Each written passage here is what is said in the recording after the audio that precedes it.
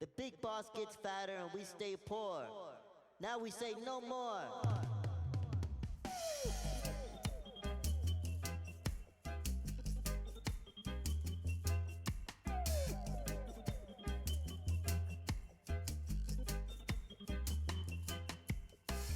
To be rich should be a crime. To be rich should be a crime.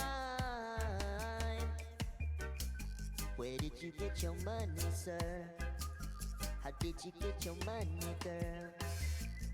Who did you exploit, tell me? Who did you steal it from? To be rich should be a crime. To be rich should be a crime. For one man to be rich, another man it must be poor. The big boss don't care for me. He left me dead in aisle 4.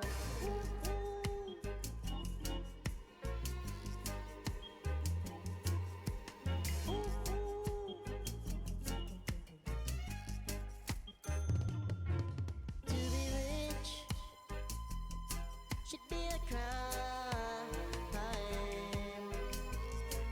To be rich should be a crime. Who built your houses, sir? Who built your school, sir?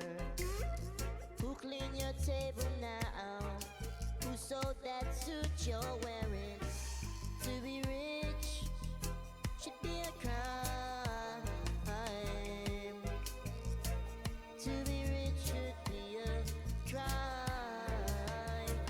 To be rich should be a crime, crime, crime. To be rich should be a crime. Throw out the old society.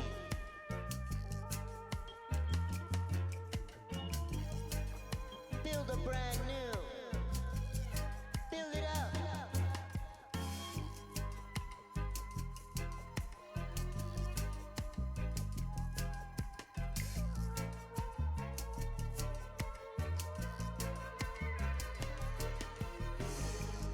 Here on bus stop 6, a woman sits in front of me. It's Penny, girl, she's so hardworking. Yeah, she don't got $1 to show. To be rich should be a crime. To be rich should be a crime. To be rich should be a crime, crime, crime. To be rich should be a crime. Ooh, ooh.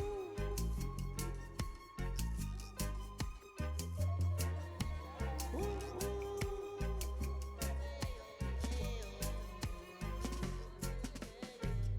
Get all the rich people out here. Get them all out of there. Long live the working class.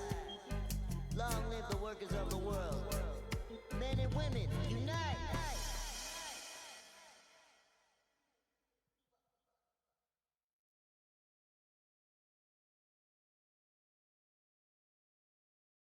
Good jam session. It's time to spoop. What's up? What's good? The stream missed it, but we just had an incredible jam session off camera. Unplanned. Shout out to Cola Boy for that incredible song. Yeah, it is a great song.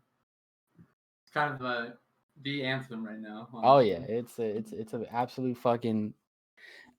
reggae crossover banger. City Oxnard, California represent. Shout out Cola Boy. I just saw Omega Nova said his new album's ready. Yeah, I saw that too. Shout out to Omega Nova, man. We have a song from him on our break.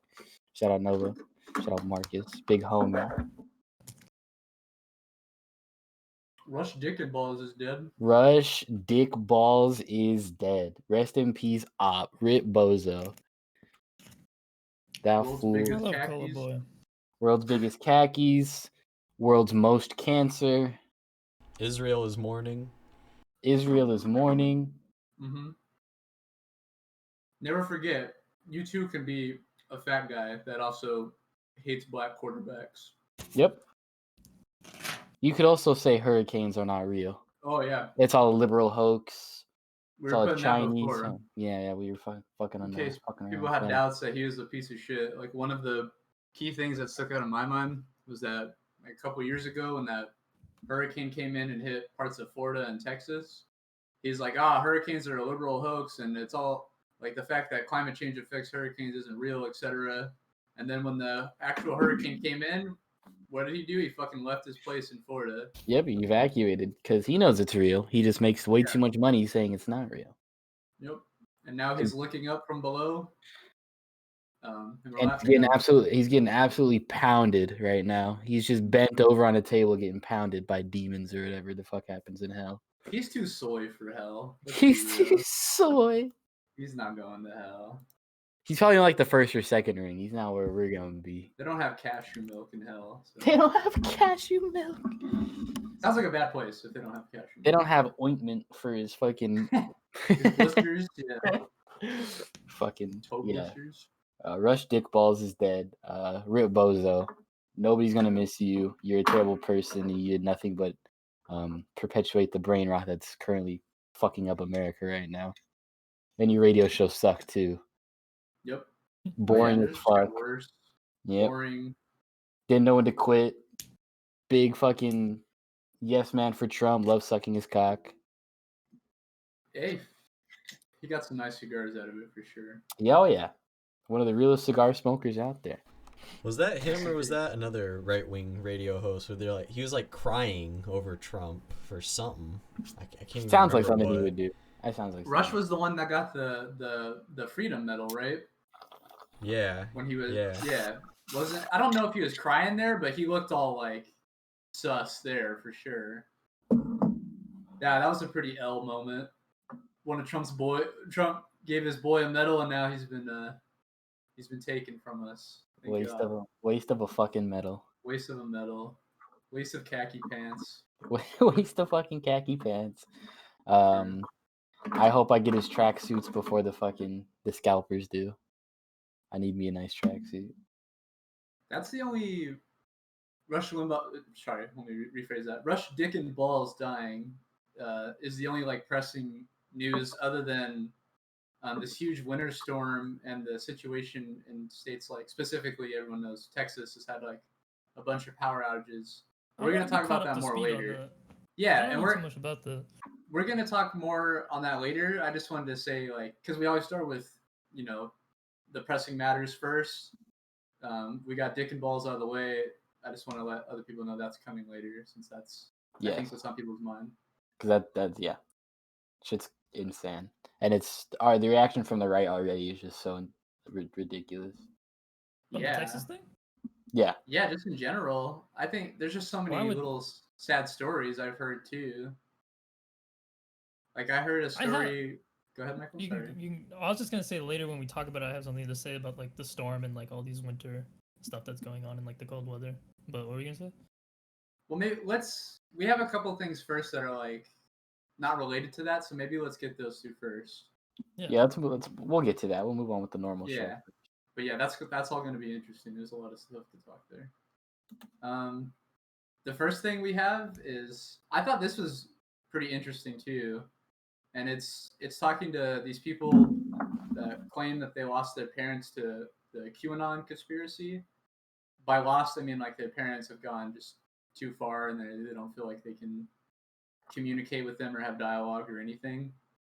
I'll tell you why I think this is interesting after, but just watch and see what you think. QAnon. First, here's the video. I live just a few blocks south of the Capitol, and so I started seeing people walking on the sidewalk heading up to the Capitol with Trump flags and red hats, and I thought to myself, I wonder if my mom's here.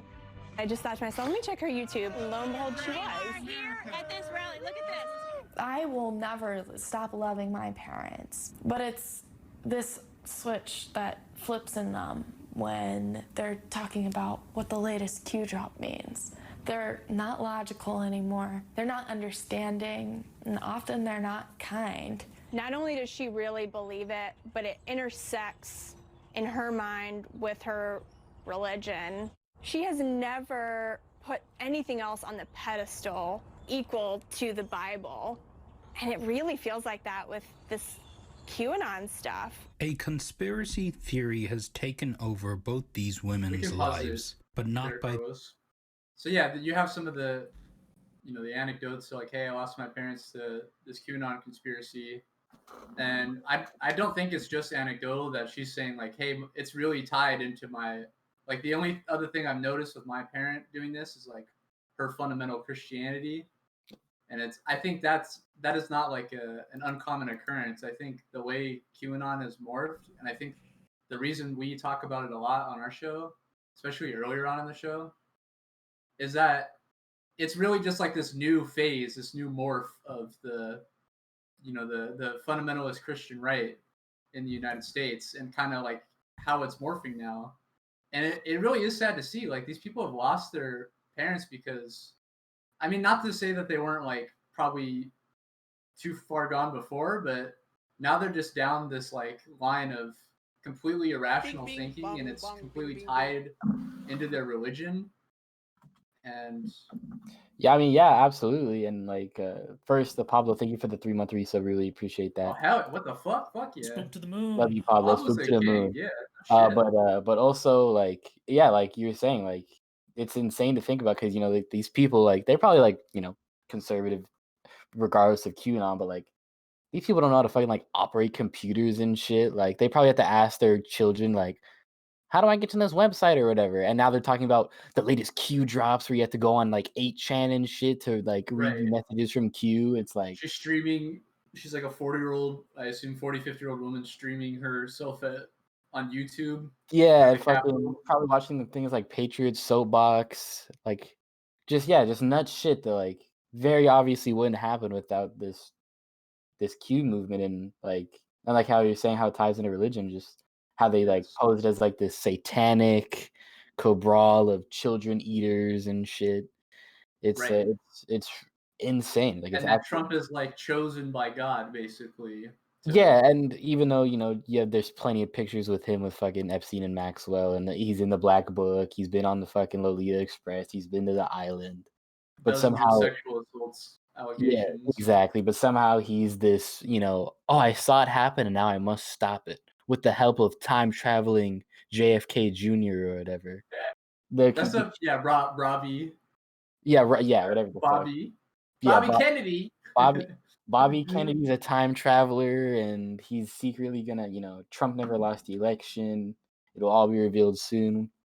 See how it all just sounds like a whirlpool of nonsense, though, and to like exactly.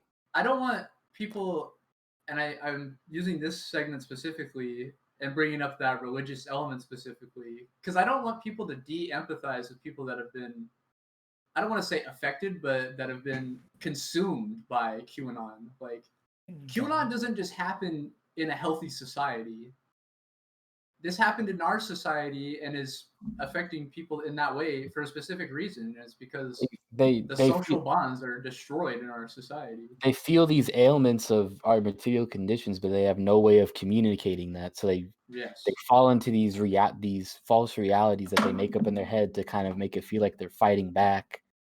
Right. But they're truly just misdirecting the anger. And that's like you said, that doesn't happen in a healthy society. That doesn't happen in a place where your material conditions and your material needs are taken care of and you're properly paid for your labor, etc.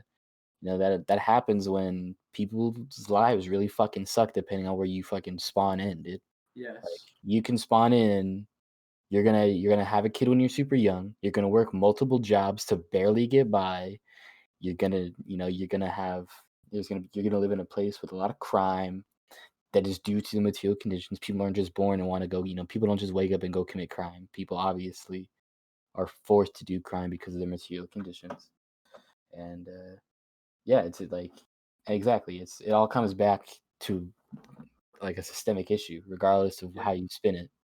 And, and that's what they're talking about, like with Q, but it's so misdirected and it's so muddied up, and there's so many, bad faith people who want to just bring this back to things like anti-Semitism, and it's for a lot of these people, there's real pain behind their sentiments. exactly like the whole Save the Children thing, like how that was like a big entrance into Q was we have to save the children from the people that weren't conservative at all too. Exactly. You got to save them from the pedophiles, and 1,000,100 kids go missing every single day. Right. It's insanity. Yeah. I think that's the correct attitude to have towards these things. Like they are insane, and it is so sad to see. But the only way to combat it is we got to build something different. Otherwise, and people will fall into this shit. And it's really important to try your best, never give up with these people, because isolation is what drives them further down the rabbit hole. Yeah. Feeling as if the Democrat pedophile cabal has taken away my family. They don't believe in Q. They don't see the way that I see. It's all the Democrats' fault, and it further drives them down this fucking hole of never coming back. And that's the only way you usually can break through to these people that believe in this shit is through just regular exchange. Like that's why you always hear conservatives like, "Oh, I'm surprised like that we can just get along and be normal people." It's like, yeah, you can't. It's because you don't realize what you're talking about. But in like normal situations, when I explain it to you, we actually end up agreeing on 80% of the things. Exactly. We're just misdirected, and I think QAnon is becoming. Another reason we're pointing this out is it's becoming more dangerous since it's tying into like that Christo-fascist shit. Like absolutely, where there's no accountability at all. Yeah, think about all the things the church has got away with for hundreds and hundreds of years. Under the guise of like doing the morally right thing at all times. Rotating fucking cardinals. Or even think like extended from the church, like things like the Tea Party, like those are Christo-fascist groups in a way too. And we could see things like that stem from QAnon. Like we already have Congress people that identify as QAnon people. Marjorie Taylor Greene, my goddamn American hero. Right. And they've already like, I think didn't they have that whole vote where they completely removed her from all of her committee assignments, which they also do to AOC, who kowtows to everything they want her to do, and they still take committee assignments away from her too. So, what do you do? What do you do? I think that's enough of this, though. You guys want to move to the next segment? Yeah. So here's something that really fucking pissed me off. Yeah, me too. We have Joseph Robinette Biden. Let's watch the clip and then we'll just go ahead and talk about it. Loans are crushing my family, friends, and fellow Americans. Me too. The American dream is to succeed, but how can we fulfill that dream when debt is many people's only option for a degree? We need student loan forgiveness beyond the potential $10,000 your administration has proposed. We need at least a $50,000 minimum. What will you do to make that happen? I will not make that happen. It depends on whether or not you go to a private university or public university. It depends on the idea that I say to a community, I'm going to forgive the debt, billions of dollars of debt for people who have gone to Harvard and Yale and Penn and schools. My children, I went to a great school, I went to a state school. But is that going to be forgiven rather than use that money to provide for early education for young children who come from disadvantaged circumstances? But here's what I think. I think everyone, and I've been proposing this for 4 years. Everyone, even the blacks. Everyone should be able to go to community college for free. For free. That costs $9 billion. Everyone can get an associate's and we should pay degree for worth it. Nothing. And the tax policies we have now, we should be able to pay for it. You spend almost that money as a break for people who own racehorses. And I think any family making under $125,000 whose kids go to a state university they get into, that should be free as well. Can I make a comment first before we? Yeah, go ahead. Clearly, I think we're all going to come to the agreement that you should. I mean, it should be total student loan debt forgiveness first off, but it should be way more than whatever fucking Biden's proposing. And all of his excuses for why he can't do it, as we all know, are bullshit. But the specific one they always choose, and this is something that even like the technocrat progressives would talk about all the time, like Elizabeth Warren and stuff. Mm-hmm. They would talk about, or actually Pete Buttigieg was one that always made this argument. It was very funny that like we can't have student loan forgiveness because rich kids go to college. We can't pay for rich kids to go to college or something. And it's one of the most ridiculous, stupid fucking arguments ever. And I feel like it really got popularized by fucking like Buttigieg when he was the whole Medicare like public option thing. Yeah, I mean they do it for, there's a bunch of different services and things that they extend it to, healthcare, education, but all of them are equally ridiculous because, I mean, they make no sense because if you're a socialist like us, the whole point is we're thinking this is a collective choice. Do we want all of our kids to have a quality education free of cost? Okay, hands off the table. That's what's going to happen. Like, it doesn't matter who you fucking are. That's the only way it works. If we test it, then it won't work. That's how things crumble. And that's the whole point, is they understand they understand the flaws, and they also understand that they know that what they're doing is like bullshit Band-Aid, but they also use it as like fake woke points with like hapless liberals who don't really get all of this stuff yet, who don't really like dive deeper into it and don't understand that, like Jacan said, the only solution is everybody having a quality to a quality education. No matter where you spawn on the fucking planet, you should be able to learn and further without being crippled by debt. Yeah, exactly, and further grow as a human. And and they do this for like fake woke points, and there's another clip that we're not going to show because I just hate listening to him talk. He's like the most annoying person ever.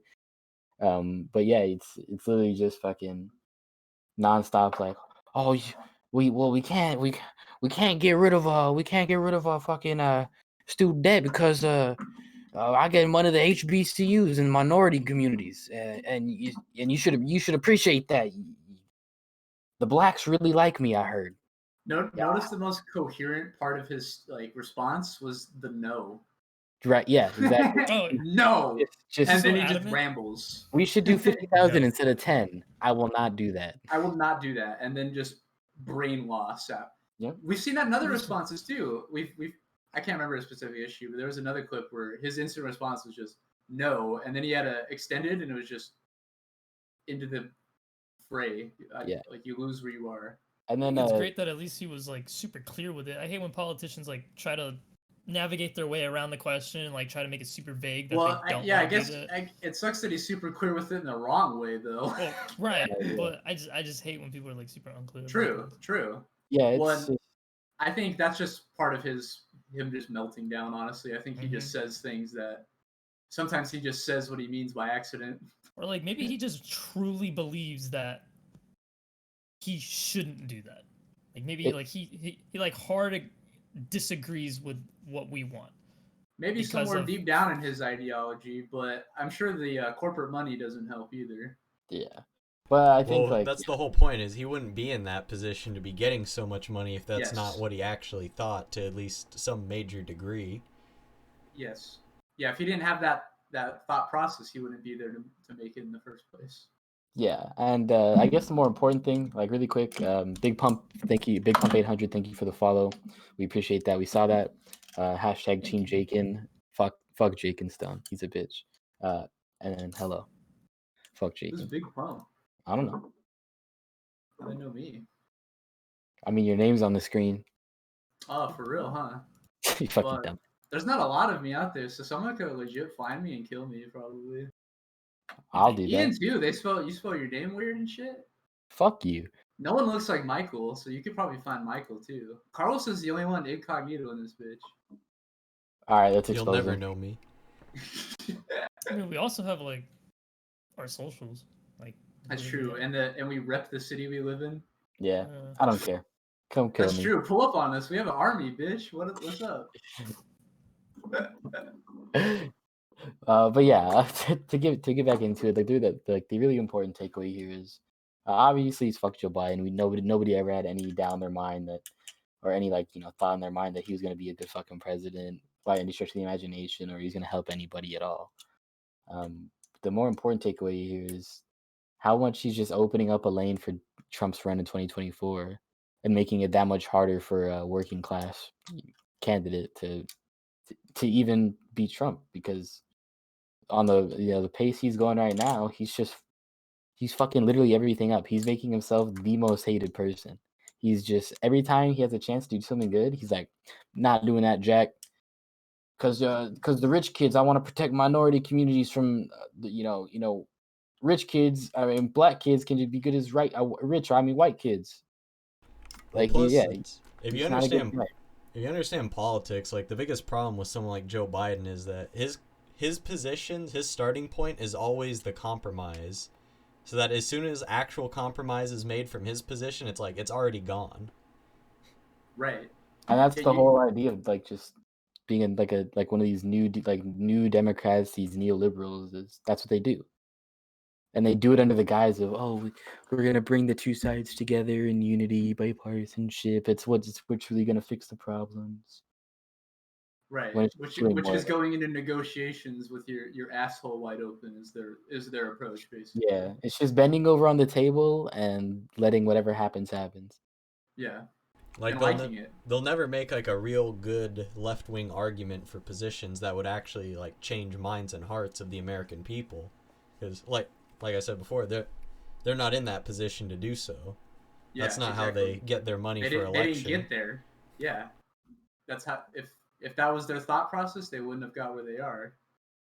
I like that you pointed to the fact that this is going to affect the future of. That's the only important takeaway, because like I said, nobody. I think the present too. We should be unequivocal. Like total student loan debt forgiveness during a pandemic, like. That's a major fuck up if you're not doing that right now. Like, no, absolutely. And then also, like, I guess something else I want to like talking about 10,000, 50,000. If it's federal debt we're talking about, bitch, you can like literally just delete it all with an executive order. You're the president. You control the federal. You can just wipe it all. Just no more federal debt. He can do that. He doesn't have to do this fucking pussy 50K, this pussy 10K. Get rid of literally all of it. You can do that. And then you can push Congress, because you have a supermajority, to wipe all the debt, all the student debt, non-federal. Get rid of all of it. They can do it. They can get a stimulus out tomorrow. They have a supermajority. They're not doing it. They don't care about you. They never did. They don't want to care about you. But they want to force you into a shitty position by being so shitty that if you don't vote for them again, you get a guy that's way worse. Yeah. You don't vote for Joe Biden, you get Trump again. And now that Biden's in, he's fucking up terribly. What's going to happen? The left is too busy fucking infighting to get a working class candidate out there. We need one yesterday. Liberals are going to fucking clap back at them all fucking day. So we're going to have to fight an upwards battle against the fucking liberals. And we're opening up a huge lane for Trump to sweep us again. And he's going to sweep even harder because Joe Biden's going to do so terrible. As he's already showing. It's February 17th, and I want to kill him every time I see him. In a video game. Yeah. In a video game. But yeah, and then there's big. Keep dunking on Biden because I have another. Yeah, you have another piece, and yeah, they are lagging on the stimulus check. It's bullshit. I want my money. Yep. I want my fucking money. Let's keep in mind too, like, just to harp on the stimulus check shit, like, people still haven't gotten their fucking last one. Like, the shit's so inefficient and just does, like, even when we do pass something, what's funny is when we pass checks for normal people, we can't seem to get everyone a check, but when we pass, billions of dollars to give to corporations during not a single corporation misses their check. They don't miss a single penny, dude. All that shit goes right into their pockets. They're not missing shit. That's direct deposit. Like, facts. Yeah. Anyway, let's talk about Latin America. This is the Gray Zone. Great source. Recommend. We read from there all the time. Biden admin smears Nicaragua as, quote, dictatorship for forcing U.S.-funded coup-plotting NGOs to register as foreign agents. It's from Ben Norton. Just to give like context too on our coverage of Nicaragua, like we've talked before on Biden using this language, but also, this is just showing that there's nothing different from Biden to Trump on, like, in the debates. How many policy issues do you think they talked about or differed on? Probably none.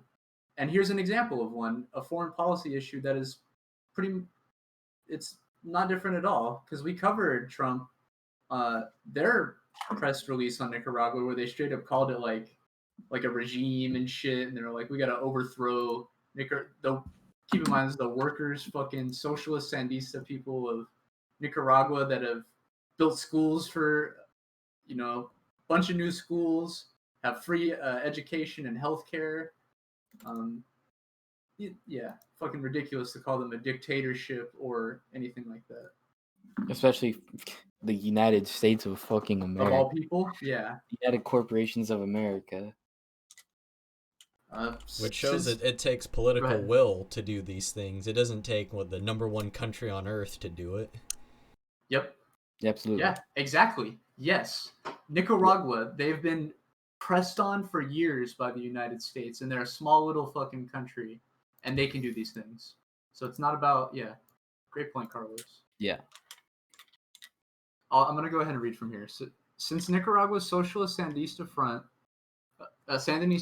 returned to power through democratic elections in 2006, the United States government has poured many millions of dollars into right-wing opposition groups in the Central American country. And let's not forget Ronald Reagan funded the Contras and shit too. So this goes back to the 80s and before as well. These U.S.-funded NGOs have aimed to destabilize the government of Nicaraguan President Daniel Ortega and played a central role in a brutally violent coup attempt in 2018. Nicaragua's National Assembly responded to the Washington-sponsored violence and destabilization efforts by passing a law in October 2020 that requires organizations funded by outside governments to register as foreign agents. The legislation is very similar to a law passed by the United States in 1938, known as the Foreign Agents Registration Act, FARA. In recent years, Washington has exploited FARA to force Russian and Chinese media outlets and journalists working in the United States to register as foreign agents. Some of these publications you might be familiar with, like RT, etc. Sources we use all the time. In a bipartisan Cold War-style political escalation against both countries. Though Washington has had this legislation on the books for more than 8 decades and still utilizes it regularly, the Joe Biden administration has lashed out at Nicaragua for its decision to pass a similar law. On February 8th, U.S. State Department spokesperson Ned Price, a former CIA agent, published a statement condemning the elected Sandinista government. Price claimed that President Ortega is driving Nicaragua toward dictatorship. That's a quote. Because the new foreign agent law led to the voluntary suspension of operations of a major U.S.-funded opposition organization in the country. So, a short translation of all that basically is, it's okay for the U.S. to restrict Nicaragua doing anything or restrict country, media outlets from Russia or China or anywhere from telling the truth. But when it comes to them, basically doing coup attempts and CIA bullshit in Nicaragua, and they try to do something exactly the same as the U.S., no, that can't happen. You guys are a dictatorship. So, Ned Price is as I said, a fucking CIA agent and a piece of shit that has his hands in a bunch of shit. So clear that just solidarity to the Sandinista government and the Nicaraguan people, because this is just fucking nothing new. We cover shit like this all the time, but absolutely, it's just fucking hilarious to see the hypocrisy of the United States. And something else I'd like, I'll be able to go into more detail maybe in another episode, but I've been trying to keep track of new sanctions under Biden. So far, off the top of my head, Myanmar, Nicaragua. They're talking about more in China right now. Nigeria. Iran, of course. Iran. when he was supposed to be the guy that was supposed to remend relationships with Iran, and fix that was the other thing he said straight up no to, remember? Instead of, they're like, hey, will you come back into the nuclear deal? Oh, that's right. And give them their fucking money back that we stole? And he's like, yeah, no. Yeah, you're right, though. So many sanctions in the new administration, just like the last. Nothing new. And just like the one before that. And just like the Obama, the one that Biden also worked in. Yep, exactly. And I say this every time we talk about Biden. It's just Obama. It's the Obama years. We're going to live through the Obama years. So just unnecessary death, and just your government lying right to your face. Or in Joe Biden's case, his brain is rotted enough to where he just will say no to your face. He won't even lie to you. So that's pretty. Do you have a thought, Michael, or can we move on? No, just Biden. No. Let's move to this next piece because this is more related to the pandemic, and I thought it was interesting. Just once again, the solidarity with the Nicaraguan people. I think that might be our only Latin American piece. I think we have another piece on Nigeria, another international piece. So yes, that's always something we try to highlight in our show. So if you like that, that's what we do. So this one though was interesting because, I mean, we all know with COVID, people have turned to desperate measures for work, especially. But this one, I could have guessed it was a thing, but this, let's just play it. It's shocking. This is quite the story from Vice News. Apparently, unemployed Americans are resorting to extreme measures and techniques in order to survive the COVID economic depression. We think of cartels as highly organized criminal enterprises, and they are. But for most of their labor force, the drug trade is just work. And it's work that remained available even during the pandemic. That's what drew in this American woman, who was recruited to drive meth into the US. She lost her job early in the pandemic and didn't qualify for unemployment, leaving her with few options to support her children. So which side of the border do you live on? I live right now in the United States. Are you from there? Were you born there? Or? Yes, I'm born. So you're an American citizen? Yes. I know a lot of people who live along the border often kind of live They're on bringing both sides, drugs, right? they're bringing crime. Back and forth pretty often. Yeah. The Americans, they're bringing the worst people. So it would be easy for me to come and go. How does someone like you wind up doing this? Did they approach you, or? It's a very small world, and we know everybody. It's not hard to find a job processing drugs. They laid us off at the place where I was working at. Right when the pandemic started? Yeah. I didn't have no way to provide for my family. I don't want to keep doing that for a very long time. But getting easy money, it's hard to. We can pause it there, Carlos. I mean, it says it right there. I don't want to do this for very long. I lost my job at the beginning of the pandemic. I have kids. I don't have an option. I'm a citizen of the United States. Like, that dispels all the myths of what we think of drug trafficking and crime. Absolutely. But it reinforces what we say,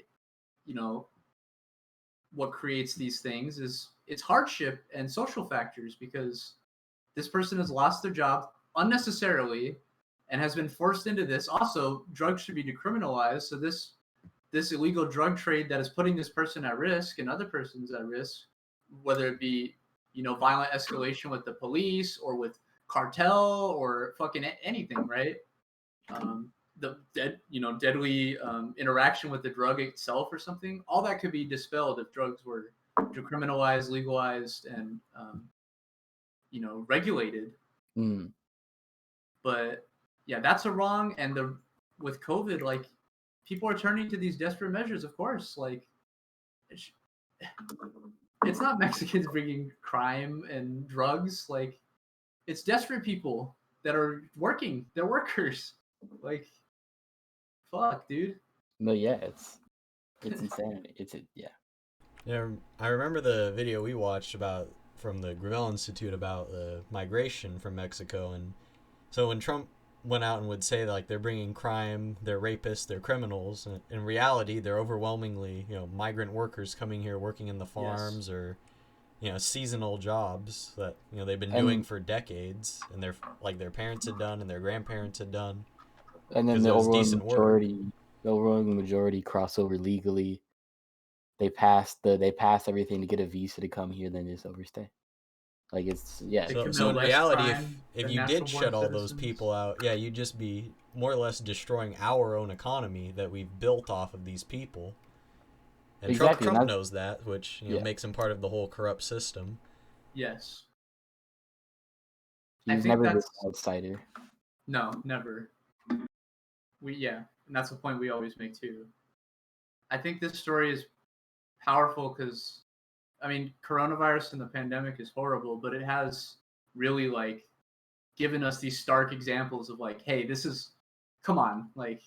makes our case for so many. There's 12 issues wrapped into her one predicament. Yeah.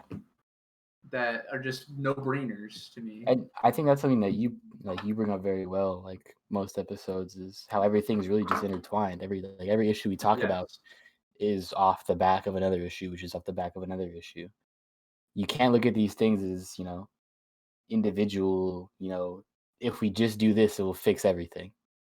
We have to combo fixing this with this.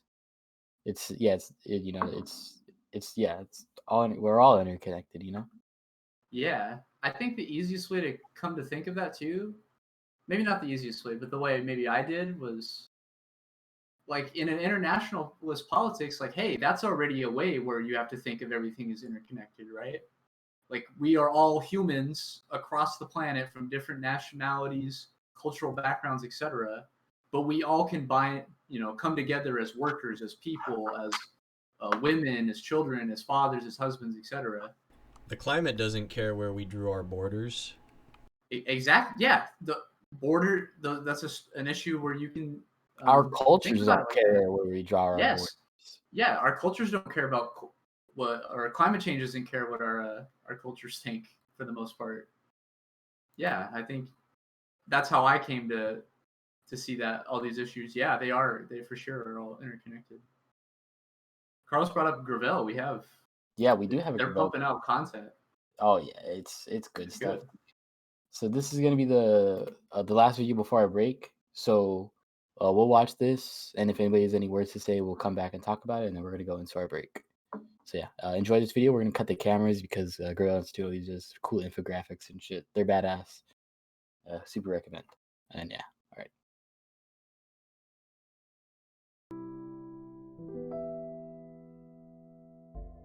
Sean Worsley, a veteran, sentenced to 5 years in prison in Alabama for using medicinal marijuana he'd been legally prescribed to treat a traumatic brain injury. Fairwayne Bryan, 63 years old, sentenced to life in prison for stealing a pair of hedge clippers because 18 years before he had been convicted of robbing a taxi driver. Khalif Browder, a 16-year-old held in prison for 3 years in New York for allegedly stealing a backpack. Charged, but never put on trial. Beaten by prison guards and placed in solitary confinement for 2 years, he attempted suicide twice in prison. Still traumatized, he committed suicide at his mother's home after being released. These are just 3 drops in a sea of similar stories all across the United States. Why are these stories so common? One of the ugly truths about our country is that we lock up a higher percentage of our people than any other nation on earth. In fact, we imprison more people than any other country, period. We're the biggest prison in the world. We have a significantly larger prison population, 2.1 million people, than China, a country with 3 times our population. Why does the United States lock up so many of its people?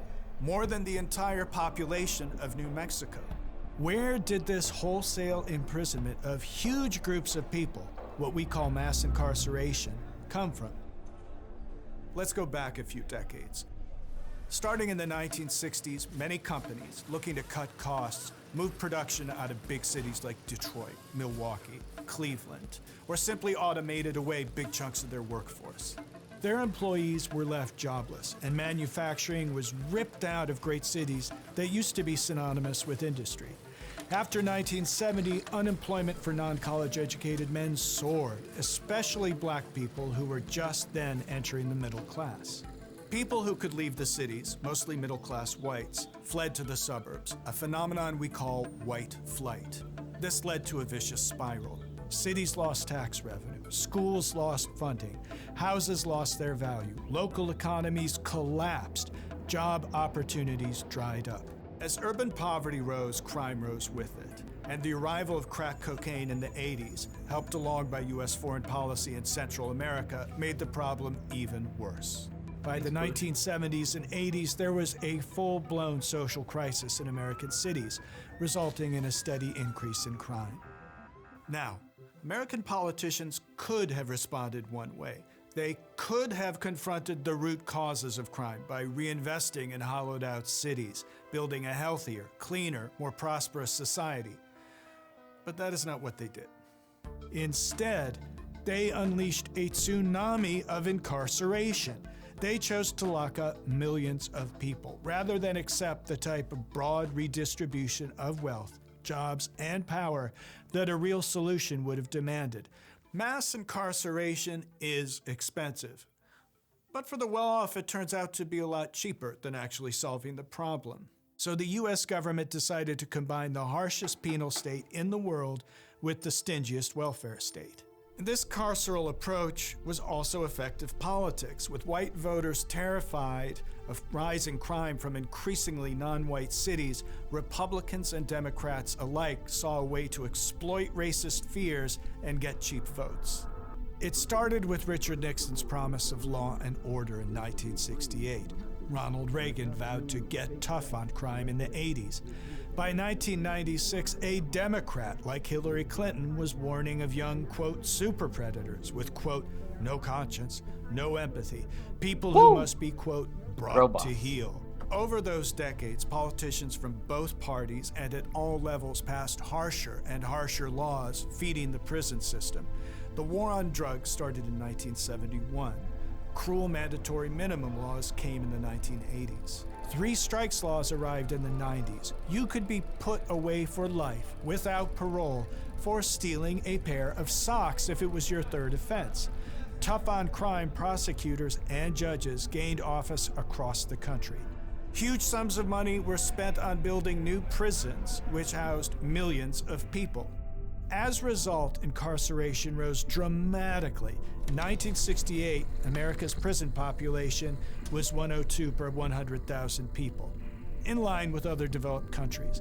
By 2005, it had risen sevenfold to 737 per 100,000, the highest in the world. Even as crime fell, with murders in New York dropping 90% in the 90s, mass incarceration kept on growing. Why didn't prison populations fall once crime started declining? It's because prisons are by no means only about crime. They're also about keeping the least advantaged people in line. Prison has become the place to warehouse people with mental illnesses, people experiencing homelessness, and people with addictions that the system is not designed to help. Instead of solving these problems, we use prison to disappear the people who have these problems. With this surging population, prisons are crowded and violent. People in prison are robbed of their humanity, often brutalized by guards, and without real rehabilitation or good options for reentry into society, are sometimes turned into the hardened criminals the system believes them to be. That's why academic evidence suggests that prisons make people more likely to engage in criminal behavior, not less. You can't eradicate crime without eradicating the root causes of crime, including prison. And it was poor and non-white communities that were the hardest hit. Hurt by deindustrialization and then criminalized by the state, Black men born between 1965 and 1969 have been more likely to go to prison than to graduate from college. Less educated people in general are victim to this. A white man without a high school degree has a 25% chance of being imprisoned in his lifetime. A black man without a high school degree has a 70% chance. Mass incarceration has done massive harm to our communities, our families, our children, and to the millions of people caught up in it. Mass incarceration cannot exist in a healthy society. It is an intentional humanitarian disaster, a war by the ruling class on the poor and the marginalized. Mass incarceration is a choice, but it's their choice, not ours. This is Chase Madar, professor of law for the Gravel Institute. Yeah. Just that guy's cool. Nothing but great content from the Gravel Super Institute. well said. Yeah. I love the graphics that they put up on screen. Mm-hmm. Yeah. That might not have been like the most tricky with the graphics yet of the ones we've seen, but I think that was the most heartfelt of all the ones we've seen. No, it painted it. The way it painted the image was really incredible. Yeah, and it's just powerful. Yes. I think I'm a broken record because I've said it before, but like that one was that Dostoevsky quote where he's like, you can tell, like what, how to judge. You can judge a civilization by going into its prisons. Mm. It's like, oh yeah, like when you look at the U.S., we have the worst incarceral state ever. So I mean, slavery has not left; it's just changed forms. So that is the health of our society is the prisons. I mean, it's not looking good. Our society is dilapidated for sure. Yeah. You said it right. That word. Dilapidated. Yeah. Is it tainted? Yeah. It's a word, I think. Yeah. Certainly tainted. Yeah. Taint? I was gonna, Just you're gross, Michael. Still in gamer mode. Wait, Carl's the one that said that. What? No, you're gross, Michael. He said an actual word. You're thinking something else, Michael. Michael's too horny from that e-sex he had. Tainted. Yeah, well, tainted is a quality. Taint is your thing. Your gooch. Yeah, I know. I know what it is. Michael gets electronic pussy one time, and he just I know. smiley. Michael called somebody kitten on Discord once, and it's game over. That is untrue. Untrue. You know, it's crazy. As soon as somebody said taint, we lost like 3 people. They got self-conscious. Yeah, they don't keep their taints clean. That's true. I keep mine juicy every day. When you shower, the technique. You gotta get in there.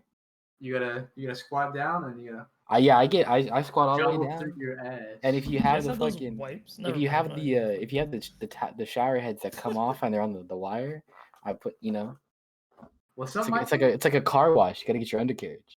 But yeah, what? Some people have like those wipes, like they're like baby wipes. Yeah, I use baby wipes when I wipe my ass. Use those? Yeah, like in the shower, you mean? Oh no, while you're in the bathroom. When he's talking about when you take a shit, like you okay, dry, you dry. Well, you have a bidet. That's different. Yeah. Oh yeah. Bidet? You. It's not on my toilet. It's not on mine. So you dry wipe first with toilet paper. Then to clean up and finish, you get baby wipes. That makes sense. Right. But I wish I had a bidet. Bidets are badass. It's effectively this. It's just a baby I would wipe be afraid to use a liquid on bidet. your ass. Yeah, but you just it's a little daunting. You moan a little bit.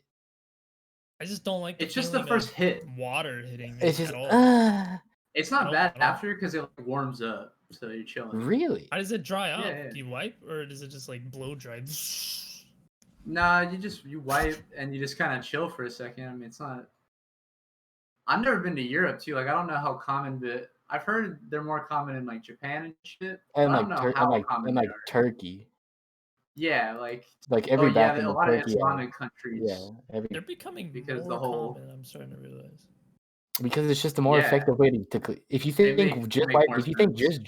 just dry wiping with toilet paper cleans your ass, you're disgusting. I think they need to make them more like streamlined. I feel like they're really bulky. Well, you can get one. You can get one that just go right under your toilet seat. Yeah, that's all it is. Yeah, it attaches to the bottom of your toilet you seat. can do that too. Yeah. It's just like a squirt gun you put in your. Because I've seen the ones that like attach to the seat and like it's like an extra. Jesus, what do you need a fucking? Put you up a couple fucking feet. Welcome everyone. This is all joining unrelated now that to we're prisons. talking about personal Yeah, hygiene. none of Do you this. think they got bidets in prison? No. No. You're lucky you. No, they you- have the metal toilet shit, dude. Yeah, you have It's to fucking- fucking awful. You It have to, doesn't. Most of the time, they don't even flush. your roomie watches you. Your roomie watches you shit and piss and cum. God bless. I've never could- even thought about that part. Like, if you're in there long enough, yeah, you're masturbating. So if Yeah, you're in there you're- with a cellmate, like it's You're happening. jacking it with your I roommate. mean, if anything, they're fucking each other. Well, It gets to that point. Well, that's that too. I've heard sometimes, stories. but- Yeah. if you're a bitch, I'm not no Alright, peasant. Michael's been locked up a couple times, I guess. He knows a little bit. No, I said I literally heard stories. Actually, There's can I do stories it, like- of that happening.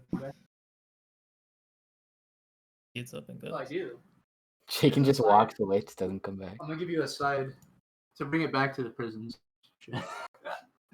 Like, so with Incarnate, I like this part too because it was kind of, it gave some of that emotional appeal too, even though it was very factual. But with prisons all the time, we talk about the numbers. Like, we have the most people imprisoned in any country in the world, and we have most countries. Well, I think the UN and maybe even Geneva now considers solitary confinement a form of torture. And we do solitary confinement all the time to people, and just countless other things that make our prison system horrible by the numbers. But I think something that often can make you tie into that real personal, anecdotal, emotional part, like the individual stories of these prisoners. And this one right here, I think you can get it for free. If not, you can get it for free. Everything you can get for free, if you can read. Yeah, it's Cage by Chris Hedges, and what he does is he was like teaching in prisons, and then he had former students and students that were still in jail, and they wrote a play together basically, and the play was a collection of both embellished stories and true stories of their lives and their experiences and how that relates to the prison system. And yeah, I would recommend reading that. It's only like 80 pages or something. It's pretty powerful. Caged by Chris Hedges. Chris Hedges and Boris Franklin. They do the introduction. It's actually by the New Jersey Prison Theater Cooperative. Oh. Which is cool. Yeah. That is pretty cool. And yeah, you wipe your ass correctly. Awesome. Please. Invest in a bidet. Invest in baby wipes. Baby wipes. When you're showering, make sure you scrub your gooch really well. Really clean that ass. And yeah, any of these methods are approved. Yeah. Don't just use toilet paper. That's disgusting. Or don't. I like the method of just don't. Yeah, I mean. Don't do anything. Diet 30. Don't but yeah, shit. anyway, we're going to go into our break here. Only one of the show. Then we're going to get back and knock it out. So yeah, we'll be back after this song.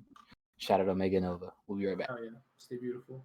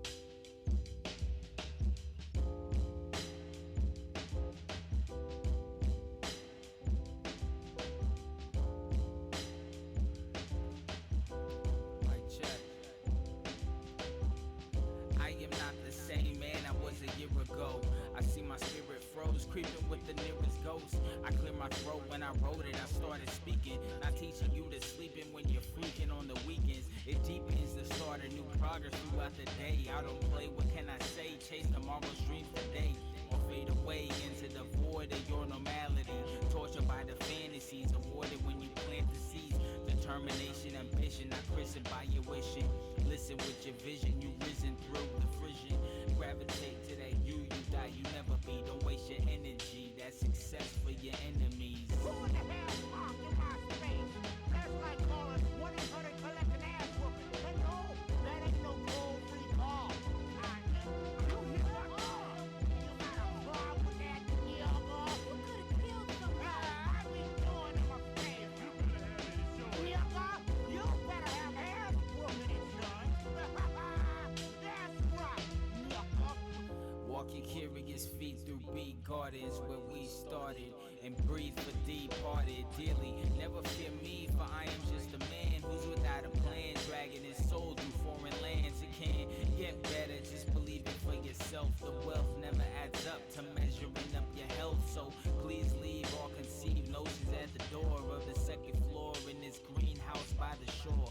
I said before that I would make my return, bringing back all the skills and the knowledge that I have learned. Concerned with the state of hip-hop before the world, for the little boys and girls, colored people caught in swirls of this fucked up experiment. And I know when they're in it, you try not hearing it and refuse to place your fear in it. Look into the past and read the words on the pages. Listen to the past and hear the voices of the sages. What you gonna do?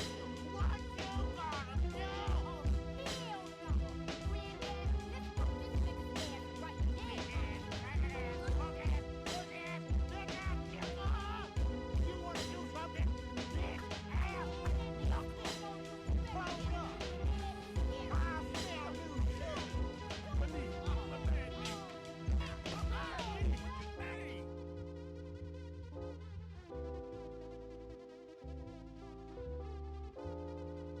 Linda, they say they put blanks in that situation. From a different time, another era, the future. I come from the 2000th millennium to here. I get a car and I slide through time. Exactly correct. You inhabit two worlds. So far, I see nothing strange.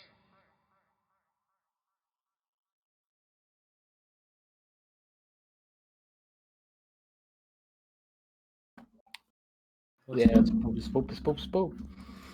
That's a sick song. Yep, Yeah, I like this one. it's one of my favorites. Yeah, that was the man, and like we said at the start of the show, he I says wish I could private. rap like him, bro. You telling me? You telling me? I don't want to be Telling doing this. I want to do his thing. Switch for a little bit. Let's switch. Yeah, just for a second. Freaky Friday. You know? Freaky Friday. I'll be Lindsay Lohan. All right, you want to do our first thing? Spoop, yeah. All right, so we kind of ended sad there, so let's start sad. The days. I'll kind of give some more context to this, but I just saw this. It's from maybe 7 Eyewitness News, ABC 7. It says coronavirus news. Beloved New Rochelle teacher dies from COVID. Family says remote work request was denied. So, and I want to bring this up because it wasn't last show. I just looked during the break. It was the show before. We read that piece from a teacher in Chicago, because Chicago, their Democratic mayor, Neoliberal mayor, Lori Lightfoot, decided to make all the teachers go back during a deadly pandemic, some 6,000 teachers, and return, in-person classes. And, we read that out, and rightfully, that is dangerous. They should be paying these teachers to stay home, or even a different approach they could do. If they want in-person classes, like they could pay more teachers so that we have enough teachers to where it's like 4 students to a classroom or something. But they're not going to do that either. And, that was only a week or 2 ago we talked about that. And now, given this isn't Chicago, although I'm sure there have already been people that have gotten COVID, if not have died from COVID, because of the reopenings in Chicago.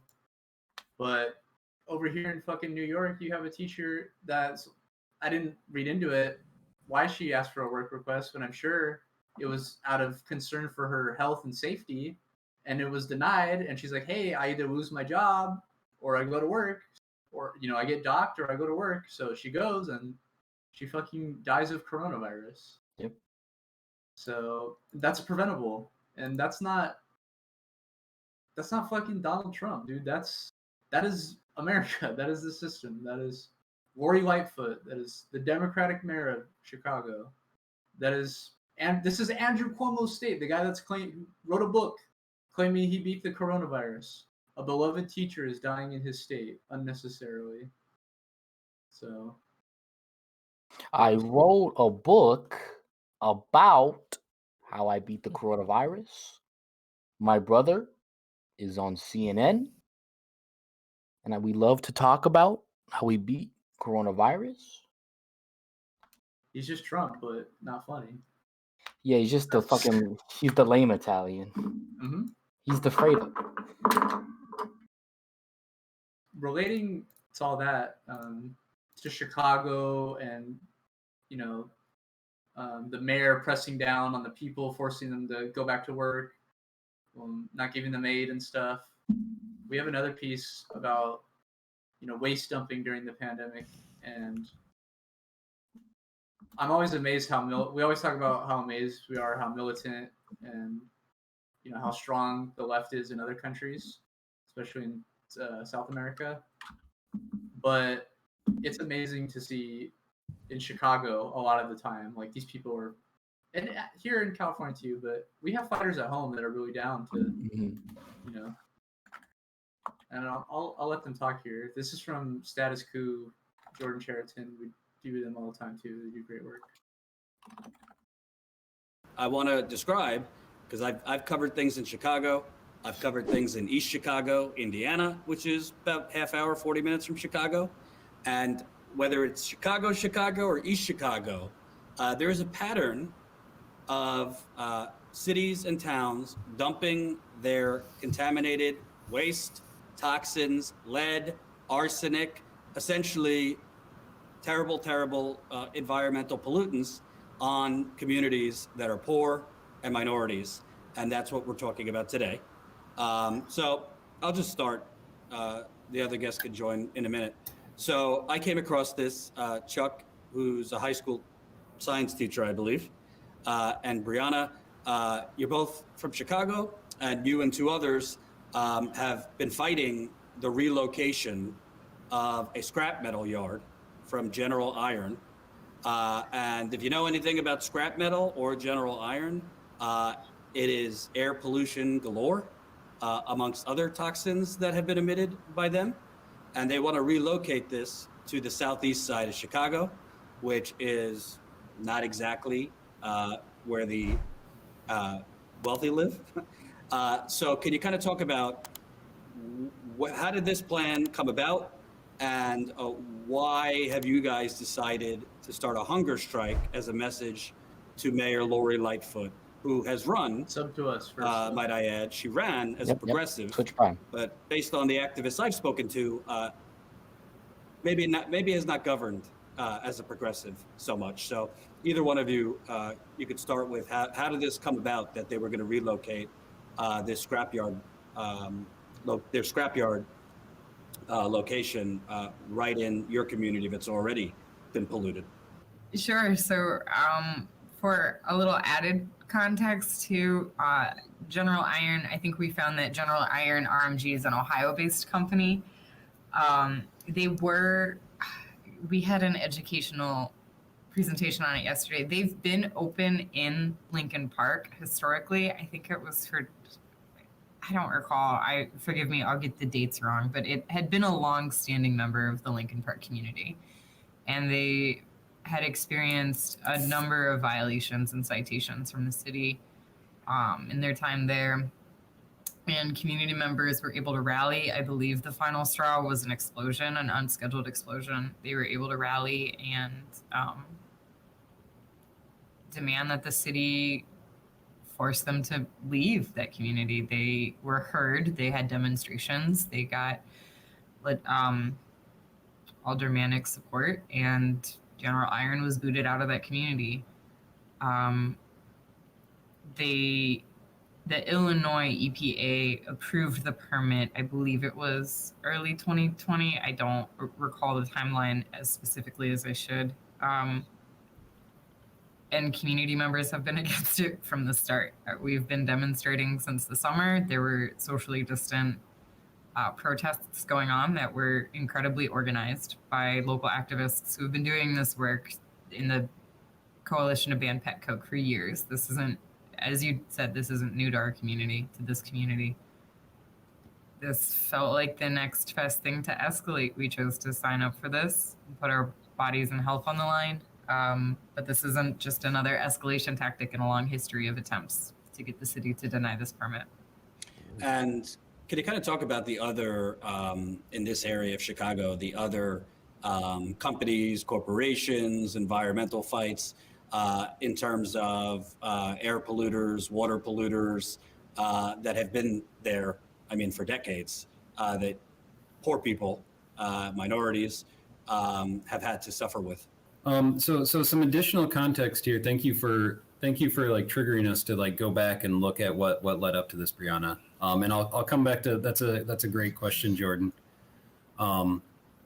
And so the story of Chicago is that if you're not familiar with Chicago, it's a really cool city that is intersected by a river. It's a natural river system.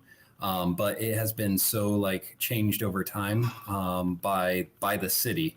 It's been channelized. The direction has reversed. So now we send our waste to like towards the Mississippi River instead of out into Lake Michigan. And historically, all along the river has been in like industrial corridor all throughout the city because you can like ship things in and out. So there was a really powerful industrial corridor on the north side. And over time, the north side of Chicago has become very gentrified, has become very white, very upscale.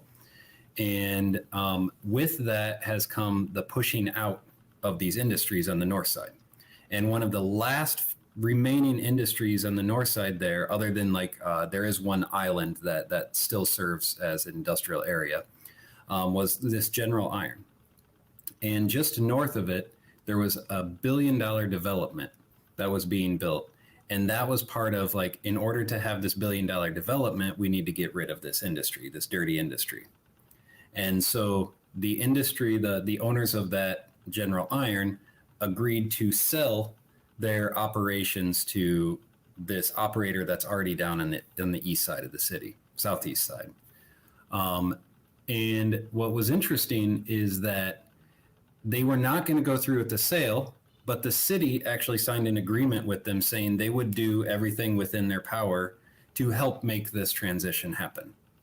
Once the city signed that, they gave their signed signature and their stamp of approval. Then RMG bought General Iron. And because down in the southeast side of the city, we have all of these brown fields that are left over from the shut down steel mills.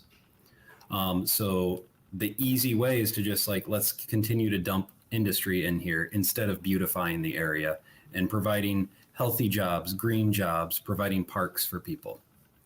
And so right now in these brown fields, it's just like industry galore. And so you have RMG currently operating. They already shred metals and dangerous electronics. Across this river from them is another shredding operation. South of them is a international shipping terminal, Watco terminal, that is currently being monitored by the EPA for manganese emissions. North of them is Bell, SH Bell, that is being monitored for manganese emissions, and that is a dangerous neurotoxin. Between RMG and SH Bell is a giant pile of pet coke, which is the leftover remains from the oil petroleum processing industry, and they're just sitting there. And that was a big fight a number of years ago because that's blowing all throughout the neighborhood. And that doesn't even name them all. I mean, when I walk in some days when I'm in the school building, when we're actually in person, we have to shut the windows because we just smell this rancid air. And that's like, that's not cool. So I want to ask, I guess Yesenia, you could chime in. Can you kind of talk about this area of it's kind of like southeast side, I believe, of Chicago. They want to relocate this scrap metal factory, which is going to increase the already polluted air in an area that's fairly poor. I would assume heavy minority. Can you kind of talk about the demographics of this area? Sure. I think geographically it's very interesting too, because half of our ward is like a little island that's connected by bridges, which is pretty interesting. And a lot of people in the city don't even know anything about the southeast side, you know, because we're pretty much excluded aside from those bridges. The demographic, so we have like South Chicago, which is like connected to the city. And then we have the east side, which is connected by the bridges closer to the lake, split by the river. South Chicago specifically is our residents there predominantly Black and Latinx. Over 50% of our residents in South Chicago are Black. And 40% of the children that live in South Chicago live in poverty. On the east side, it's flipped. So 50% of residents on the east side are Latinx. It's more working class on the east side, but there are still families from immigrant descent that do have to deal with poverty too. So yeah, that's the majority of it. Resource-wise, it's been industrialized for years, since Republic Steel. There's been lack of mental health centers, lack of adequate health centers there. Our school buildings are crippling, some of them barely being repaired today after having to fight so long to just get, you know, desks, books, holes in the ceiling to be repaired. Yeah, so poor working class neighborhood, immigrant descent, Black Latinx residents. And might I add, I don't know if this was in this area, but as you're describing all of this decay. So yeah, I think all those things paint the picture of what's happened here, and it's the full story of, you know, the last 50, 60 years in America is deindustrialization in their north, right? And then they push these further down into communities they can exploit, and then the even, you know, more exploitable communities, the southeast side of Chicago they're talking about, that it says rampant poverty, 40% of children live there in poverty, which are all choices made by our government, of course. None of those have to be a reality. But, you know, that's the perfect place for them to relocate dangerous, hazardous material and dump, because not only are people not going to have the means to do anything about it, but just, you know, all the things that are tied into that, they're just so easily exploitable. Yeah, so I mean, I guess like a specific example is like you put them in these poor neighborhoods because they don't have the money to fight this legally. Yes. Nor do they have the education to fight back by community organizing. Our working class is so hollowed out. Yeah, they have no means to fight back, because if they try to do this in a more well-off neighborhood, they'd face, you know, legal action, community organizing. The police like already have a disposition towards Black and brown people, so it's like, and the police always protect corporate property, so it's like double up. Fuck, where did I see it? I forget what city it was in. I saw a story today. Police were guarding a trash. That trash bin, Mhm. yeah. Oh my God. Police were guarding trash just so people couldn't get like one day old fruits and vegetables, so they could take home and eat during a pandemic. See, in the Soviet Union, you gotta wait in a bread line, but here we guard the bread and the garbage with guns. Exactly. In the Soviet Union, the bread lines here, you know, we'll just arrest you if you try to stand in a line. If you try to eat some chewed bread, you're gonna get shot. What's that fucking one, like, Swedish dude that does the animations, just eating your shoe and oh fuck, eating the table? Oh, I know his name. I'm spacing on it because you put me on the. It's like Eian Skaver Porken. Yeah, it's some Swedish. Some if dumb. You just look up just type up a name you assume is Swedish, and then look up either breakfast, lunch, or dinner, like stop motion, and enjoy. It's crazy because that'll work. Mm-hmm. They'd rather have no one eat the food than have the value of the food slightly go down. Yes. Exactly. Only the people who can afford the food get it. And he gets it all fancy and has a little tiny pieces, but the part they don't really touch on it in the end here, but they do in the full interview on their channel. They're in resistance to this. They basically organized like a hunger strike in the area, a hunger strike that's combined with like direct action protests and stuff. So like, yeah, solidarity to them, and hopefully they can prevent the this being put in their neighborhood. Absolutely. But it's just another, like I was pointing out before, Lori Lightfoot, she pushed all these teachers to go back, but now you have other things that, you know, the Democrats claimed they were going to be better at than the Republicans, like issues like environmental racism that they love to, you know, use that, if you like to call that like a buzzword. Like, but when it comes down to actually combating environmental racism, they perpetuate it. And yeah. Yeah. Anyone have any thoughts before we get to this? I'm going to kind of bring up Texas in this bit, so we're going to get to talk about that. No, yeah, I think you can just move on. Let's just continue. So I saw, this has, you know, you're going to think it has nothing to do, but it does. I saw this just scrolling on my feed. It says, what's the worst thing that could happen if the various state structures protecting India's food security are privatized? Here's what happened the first time a global private market in grain was established under imperialism. And this is a source we've covered before. Mike Davis, great writer. This is from his book, Late Victorian Holocaust. If you can get that picture up, this is Table 1, Estimated Famine Mortality, India, 1876 from 1879. You have to keep in mind all these periods are from, you know, neo-colonialism, essentially, and privatization of their markets. 10.3 million famine mortality between 1876 and 1879 in Digby, India. 8.2 million in Maharashtra. 6.1 million in 1896 to 1902. 19 million in China from 1876 to 1879. 20 million. Like, and it's insane because we've covered this time and time again. They're trying to do this again in India, privatize their farms, and you know once again the buzzword is the largest strike in human history, right? That's what it's taking to resist this, and this is what they're trying to prevent, man. Like millions of people dying because the private markets want to completely destroy their system. And it relates to Texas because that privatization is happening at home too, in a similar way, and that's what's affecting Texas. And well, yeah, let's talk about that now.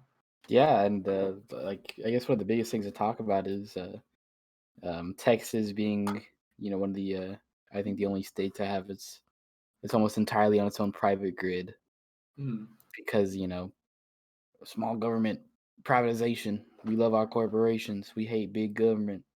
And yeah, I mean, it completely failed.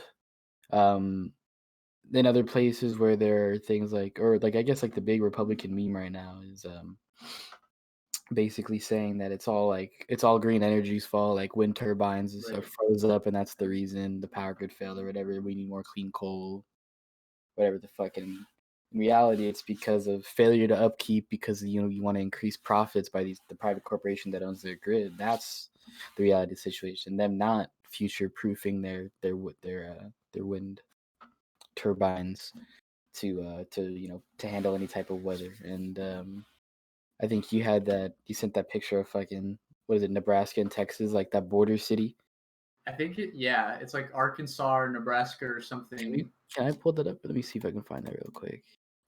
The point is, like, the one state is not as a privatization hellhole as Texas is. It's not much better, but it's enough to where their roads are cleared by snowplows, while right over, same road connected, Texas is not.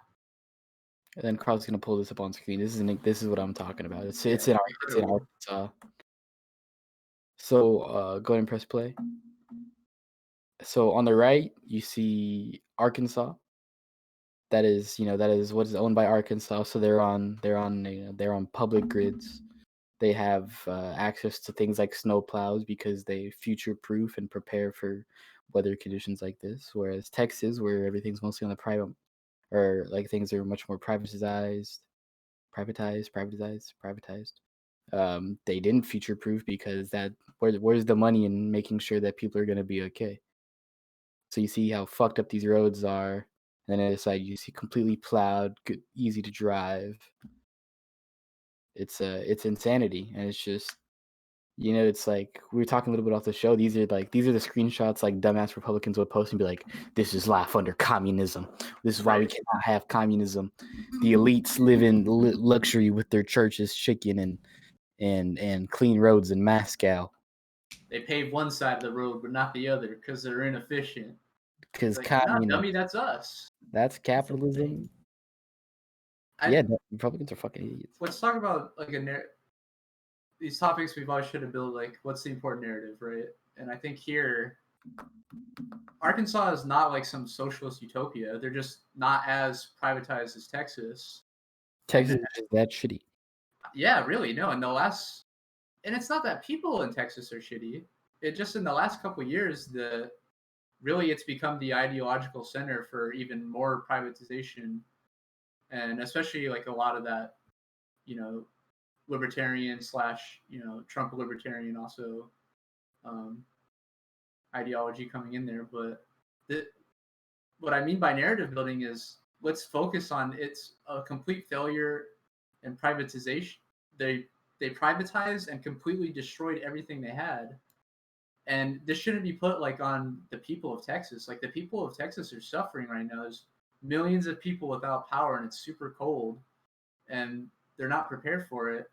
And it's just weird, like people that get in, like libs that get into this language of like talking about like shitting on people just because they're from a state or something though. Yeah, or I think it was like Felix. We do it jokingly. I think Felix did the fucking the lib tweet where he was like, "Oh, you want me to feel bad for the people of Texas? Doesn't Ted Cruz live there?" Like those like really good lib tweets he does where it's hard to tell. That's a great one. Yeah. Yeah. That encapsulates it. It's like mindset. Yeah, it's like, oh well, they got what they voted for. It's like, shut the fuck. We're trying to build solidarity. Yes, they've been lied to their whole lives. What the fuck do you expect? Just like you've been lied to because you think Hillary Clinton's a fucking queen who slays, and she's this great candidate who's gonna do so much for women or whatever, and she's just a piece of shit. Joe Biden's a piece of shit. You've been lied to just as much. It's just.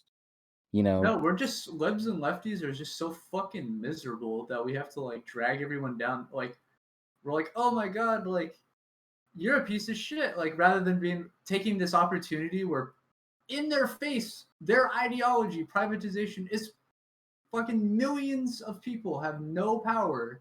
They have no heat. They have no electricity. I saw a story where this grandma and her couple kids, they didn't have heat, so they had a fireplace going overnight and burnt their whole house down, killed everyone in the house. There's I saw other stories of people putting grills in their house because they don't have a fireplace because they live in fucking Texas. So they're putting like a grill in their house and they're putting wood in it and using that as like a stove to people have already died because they leave their cars running indoors to heat up the house and carbon dioxide poisoning will kill them. It's already that's already happening.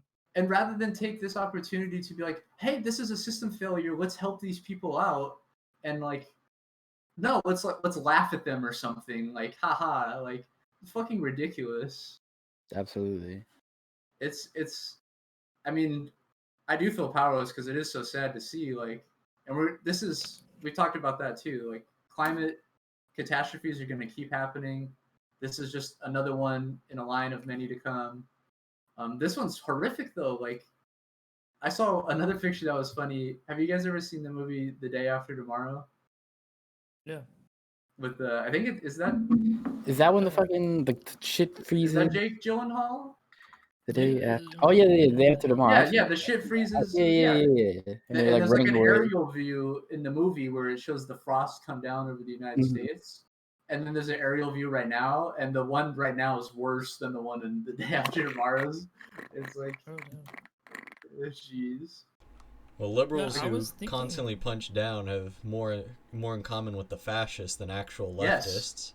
Yeah, they have nothing. They're not about the movement we're trying to build, which is about, like, we're about empathy for those people, like, regardless of what they thought or what they think. Like, I want everybody to have a place and heat and electricity. I want everybody to live it. I want everybody in the whole world to live a decent fucking life. Yeah. I'm not some dipshit who's gonna capitulate to Republicans to fucking build bridges that don't do anything. Yeah. I want real material change. Like that's what that. For everyday people. I want fucking healthcare. Yeah. That's what that's that's as simple as it gets. I don't care about this other bullshit. Yeah, that should be the narrative that we take here, though. What were you gonna say, Mike? Just to throw out there is like, ever since I heard about like this, what's going on in Texas, it got me thinking like, so like obviously CO2 emissions are like increasing global warming, and then the Earth gets really warm and it's sea levels are rising, but ever since the pandemic, it has been shown that CO2 emissions have been dropped, right? Dramatically. And haven't you noticed the cold weather we've been having, especially now in Texas? Like, do you think there's a correlation there? Not to the drop in like CO2, but because I know what you're talking about, because as soon as the pandemic started, CO2 emissions did drop because people aren't driving cars, people aren't flying airplanes, people aren't taking trains. Factories aren't running at full capacity. But now, given it still has not gotten back to that same extent, but like, do you remember all those pictures at the beginning where people were taking pictures of like beautiful skies with no smog and stuff? Mm-hmm. Yeah. Like all around the world, right? All that stuff has returned. And in fact, the CO2 emissions, as an aggregate, they're still going up at a rate that is not controllable. Oh, they definitely are. But I'm just trying to see if there's like a what's causing these winter conditions is just the general destabilization. It's not a decrease. It's just the continual increase of CO2 for the last 100 years, especially. Like, it's just leading to total destabilization. Like you're saying, it can get hotter. Sporadic weather. Sporadic is the right word to use. Like, we can have sea level rise, but there can be massive winter storms, giant hurricanes. Huge, insane like snowstorms fires. followed by heat waves, and we've seen a new type. We talked about it in another show. A new type of fucking landstorm, like the Derek or whatever the fuck. It's like a hurricane but on land. It's like it's like a giant flood that just drops on you all at once. Yeah, exactly. It's like it's more like a sandstorm. It's more of a sandstorm made of water. Yeah, like a monsoon kind of. Yeah, it's insanity, and it has like huge fucking tornadoes inside of it, or even things we thought like all these events. Maybe one you would think would be ridiculous, like fossil fuel extraction is causing earthquakes. You would think that would be no. Fracking has been shown to actually exacerbate earthquakes. And we still have that Utah piece that I never covered, where you can literally look at the maps where the new fracking wells are and where the earthquakes are happening. There's literally just the correlation's right there. And I haven't seen like research as far as volcanoes, but I imagine there's even correlation there too. But pretty much every natural disaster, Michael, is a perfect word, sporadic. Like, because we're just generally increasing CO2, it's just throwing everything out of whack. Just like everything's interconnected, like we said before, so is everything in the natural environment. One thing slips, that's all. 30 things have slipped now, so fuck one thing slipping. Hopefully we can get... There's still millions of people with no power. It's been like 4 or 5 days in Texas. No end in sight still. So it's insanity. Well, if you remember, it wasn't that long ago that it was really bad, like snow weather up north. Mm-hmm. Like in New York, I remember it was pretty bad. Yes. Yeah, even the last, I think 5 to 10 years have been some of the worst snow days in like Buffalo, New York. But every other year we'll have like no snow or like a very late snow year. Like this year, like we're having a crazy snowstorm, but it's in mid to late February in Texas. Like,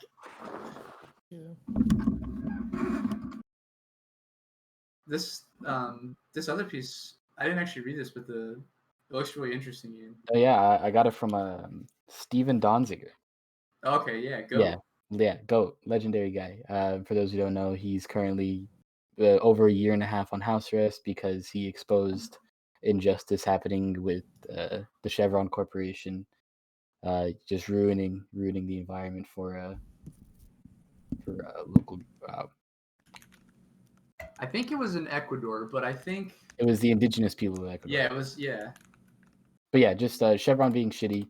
Steven Donziger exposed them, won the court case, and then they arrested him, and he's been on house arrest for over a year and a half for doing nothing wrong. So yeah, doing everything wrong, actually, challenging the corporations, challenging power. We have this piece here from the Globe and Mail. Looks Canadian.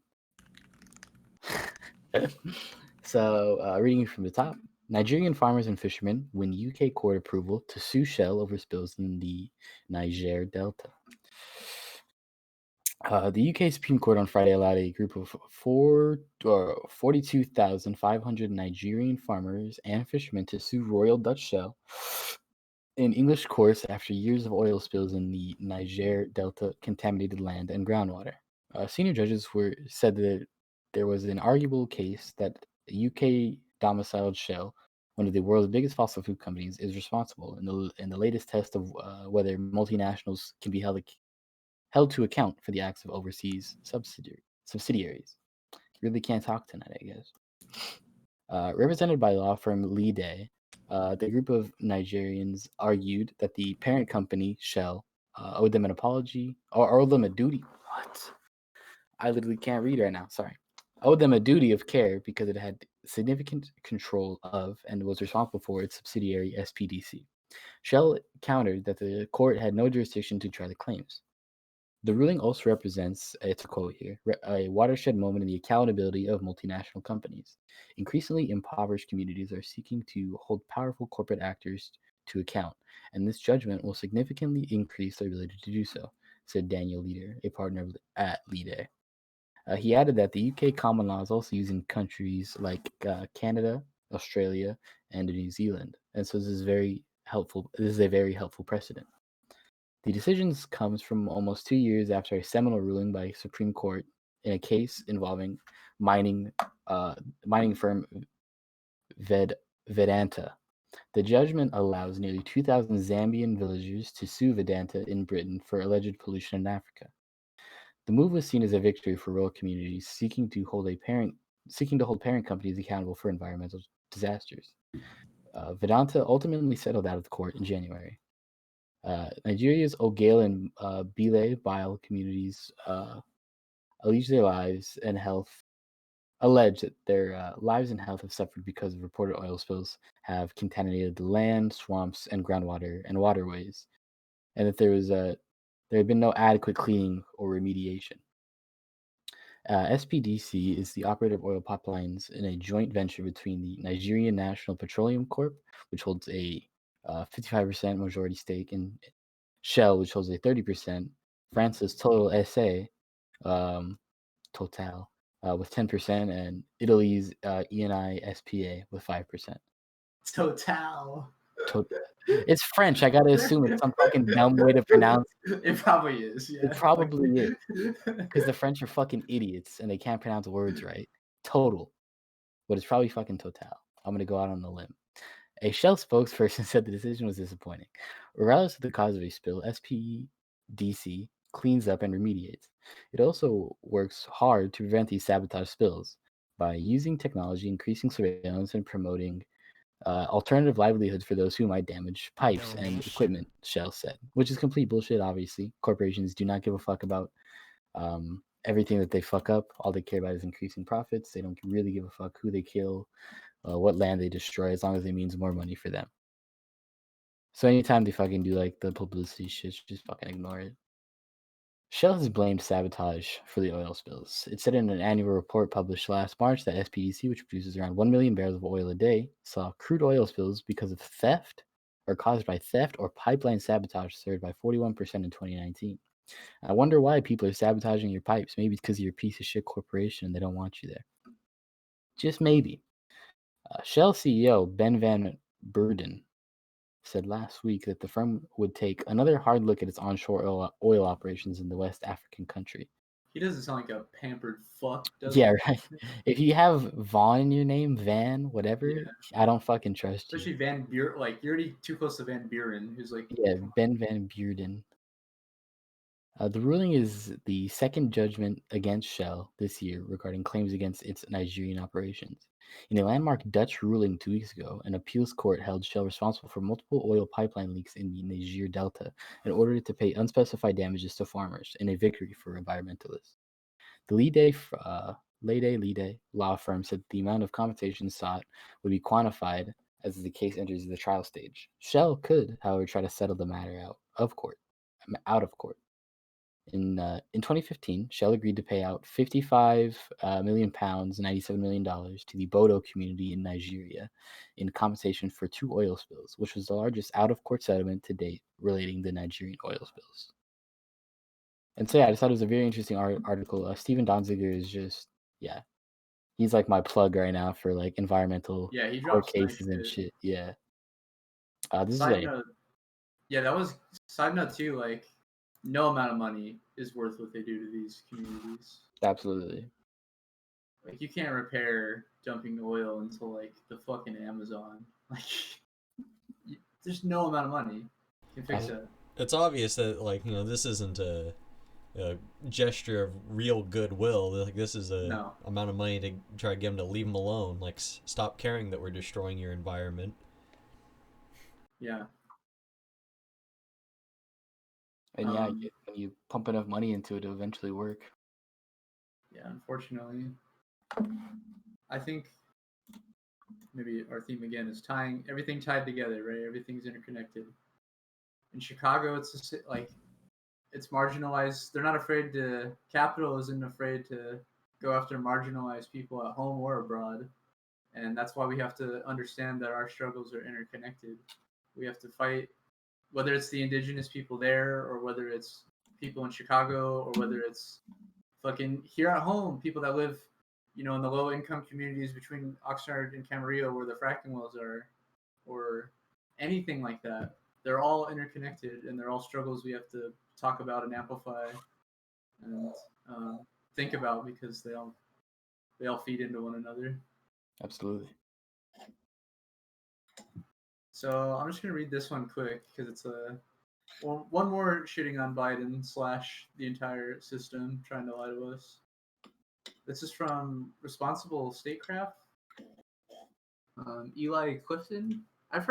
He's written, I think, for Popular Resistance or something before, but I've never heard of this outlet. It says weapons biz bankrolls experts pushing to extend Afghan war. Earlier this month, a study group established by Congress recommended. This was big news, by the way. Was not big news, but it was the only kind of foreign policy news that was getting covered by mainstream media. The study group established by Congress recommended that President Joe Biden extend the May 1st deadline for withdrawing troops from America's longest war. It's a strategy that many experts say runs the risk of abrogating the U.S. Taliban agreement and potentially setting back the potential peace process in Afghanistan, or even dooming it to failure. Perhaps unsurprisingly, there is a striking similarity in the backgrounds of the individuals involved in these critical recommendations, which are likely to influence whether Biden maintains a, quote, condition-based, unquote, U.S. military footprint in Afghanistan. 2 of the group's 3 co-chairs and 9 of the group's 12 plenary members, comprised of what the group refers to as, quote, members, have current or recent financial ties to major defense contractors, an industry that soaks up more than half of the $740 billion defense budget, and stands to gain from protracted U.S. military involvement overseas. And it's not really necessary that we continue to read the whole article, but throughout they go through a couple examples of these people, how much money they're taking from certain industries, defense industries, small contractors like Raytheon and stuff. But point is, these people that, that the media was saying are the experts telling us we can't leave Afghanistan, we need to stay, Joe Biden's doing the right thing. And even his thing was not doing a full troop withdrawal, by the way. It was still, some watered down. But this is just, any kind of troop withdrawal. And these experts are just stooges for the defense industry. They're straight up paid to release this statement. And we should expect nothing less, but here it is on the record that whole report's bullshit. We should leave Afghanistan now. It's an invasion. It's an occupation. We've been there my entire life, all of our entire lives. So we should leave immediately. Yeah. Yeah, I think that one speaks for itself. So, we have our last piece. Do you want to do like post discussion after or before? Let's do before. We can kind of just yeah, after I think would be better. Michael, you have anything on your mind? I was thinking before. Well, what do you guys just say? Huh? You got something to say? No, it's just like post discussion. Like, what do you mean by that? Like discussion? Oh, because before or after. You want to play something? You want to talk about something, or do you want to play the video and talk about it after? I thought you meant you wanted to talk about this and then play this out. Oh no! No. Okay, then yeah. After this. All right. You want me to just start this from the top? Yeah. Let's just. I'll give people a disclaimer. Like, we don't talk about sports a whole lot, but when we do, it's always pretty much worker related, right? And one of our big things we covered was the NBA strikes, and that's long since died now. But I think the sauce is still there, and there's still interesting things that the players say. And Draymond Green is always someone that speaks his mind, so it was interesting. This actually blew up in sports media, so it was highly covered. So, it's not as radical as something we think, but it's those little seeds, just the little seeds. I would like to talk about something that's really bothering me, and it's the treatment of players in this league. To watch Andre Drummond before the game sit on the sideline, then go to the back, and then come out in street clothes because a team is going to trade him. Because when James Harden asked for a trade and essentially dogged it, I don't think there was no surprise or there's no one's going to fight back that James was dogging it his last days in Houston. But he was castrated for wanting to go to a different team, and everybody destroyed that man.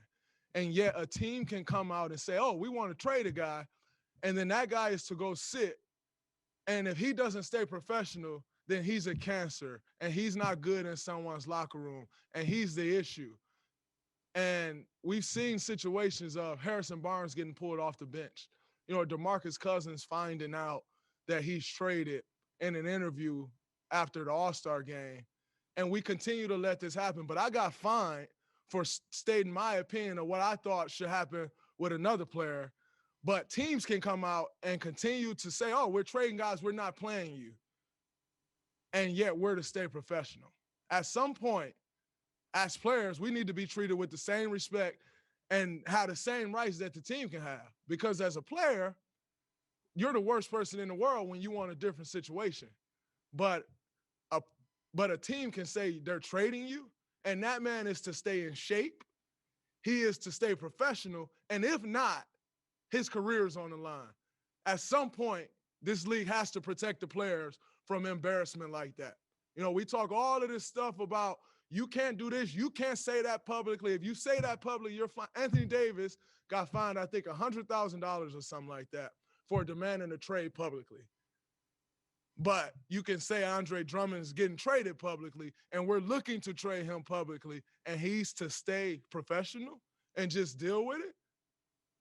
But then when Kyrie Irving say, oh, my mental health is off, everybody go crazy about that too. Do you not think that affects someone mentally?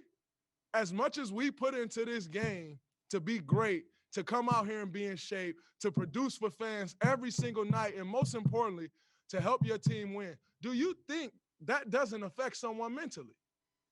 But as players, we're told to, no, you can't say that, you can't say this, but teams can. It goes along the same lines of when everyone wants to say, oh man, that young guy can't figure it out. But no one wants to say the organization can't figure it out. At some point, the players must be respected in these situations, and it's ridiculous, and I'm sick of seeing it. Y'all have a great night. I'll see y'all tomorrow or Wednesday. Yeah, I'm always down with player beef with the teams because the more they realize that they're the only reason that the fucking leagues exist, and same thing with the fans, they have to realize they're also the only reason it exists. That's, an empower, and I think these small events, maybe they're not as radical as we like, and the NBA strikes for something that was quite substantial, but they were shot down. But you can see the sentiment they have, like, hey, we're being exploited more or less. Like, we're not the teams are at a different standard than we are, and even though they're paying some of these players ridiculous amounts of money, they're still the teams, owners have a completely different right than the workers, the players. I mean, not even to say that they're not as radical as, like, he's hitting all the points right there. He's saying yes. He's saying those who have all the power are treated way different than us who literally produce all the labor. Well, I'm saying he's not calling for he's not saying we need player-owned teams or fan-owned teams. No, yeah, but I mean, which is what we should do. Absolutely, but he might be down with that. He's hitting the points, Yeah, he understands that what's happening to them, though. Exactly, and the way he puts it is just so easy. Like, it sounds like you're sitting down and having a normal conversation. The way he explains it, it's great. And he definitely gets it. And like you were saying, I hope this inspires more and more. Because it is ridiculous that these players they produce everything. Without the players, there would be no NBA. And for them to have little to no bargaining power on how their lives are conducted, what teams they're going to, how they have to act when they find out they're going to these teams, and if they act out of line, they get fined hundreds of thousands. Like, sure, fucking millions and millions and millions of dollars for these contracts. I mean, but the teams don't get fined. Yeah, it's not, and that's not unjust, and it's not unjustified. They're producing everything, so of course they should get paid for how much they're producing. Like, it's not. I'm not saying that make like. They're still not getting, if you relate them to the share of what the teams are getting, what the teams are worth. Yeah, I know. And these owner of these teams, when that wealth should be spread amongst fans and players. And he kind of touched on it. Like, nobody goes to see the Knicks and look at the coach. They go to see the fucking. They go to fucking. Or maybe the coach, but you don't look for the. Or you don't look owner. At who's the manager. You don't fucking. Yeah, like that's. No. I go watch the Mavericks so I can see Mark Cuban. Yeah, exactly. Yeah, you don't go for Mark Cuban. You go to see Luka Doncic. Or you go because you like the team, right? You're a fan. You guys all enjoy collectively. You grew up with the lore, dude. That's what they did. They told us that collectivism is bad, but that sports and teams are good. Mm-hmm. It's like, but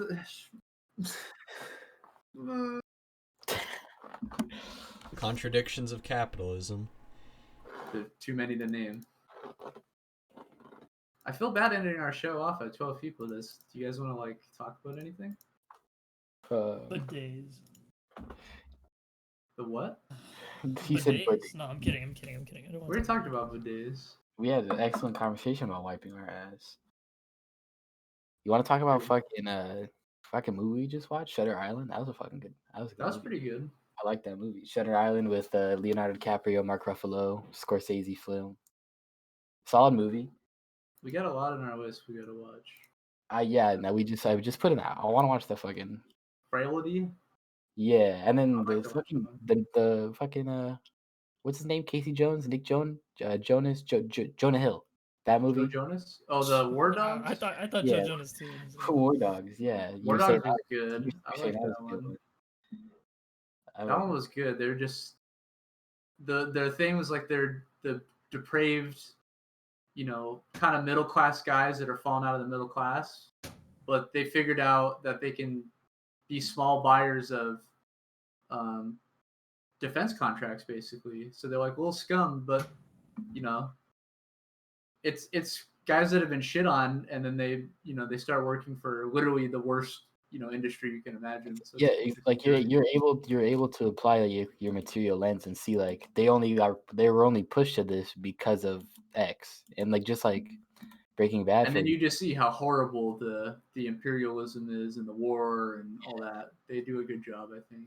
You can relate that to things like Breaking Bad. Like there's that big like Breaking Bad meme. It's like Breaking Bad, but in Denmark. Sir, you have cancer.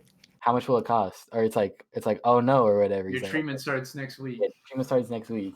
But here in America, had to sell shit ton of meth. Blah blah blah blah. Yeah. No, here you got. Yeah, we literally just covered a lady that was Walter White in that shit, man.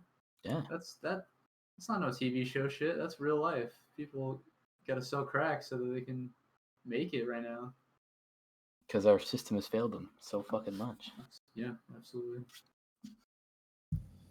Right, people are constantly forced to do things that just destroy their communities for money. Give us a topic. And if you guys are in chat have anything that you want to hear us say something about, type it out. It doesn't even need to be related to politics. Yeah, it could just be like one word, and we'll riff for under a minute on it.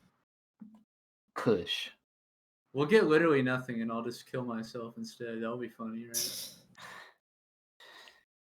I'll say some slurs and get us banned if we don't. Did we figure out if guns are allowed on Twitch? I don't know. I mean, we could try. Wait.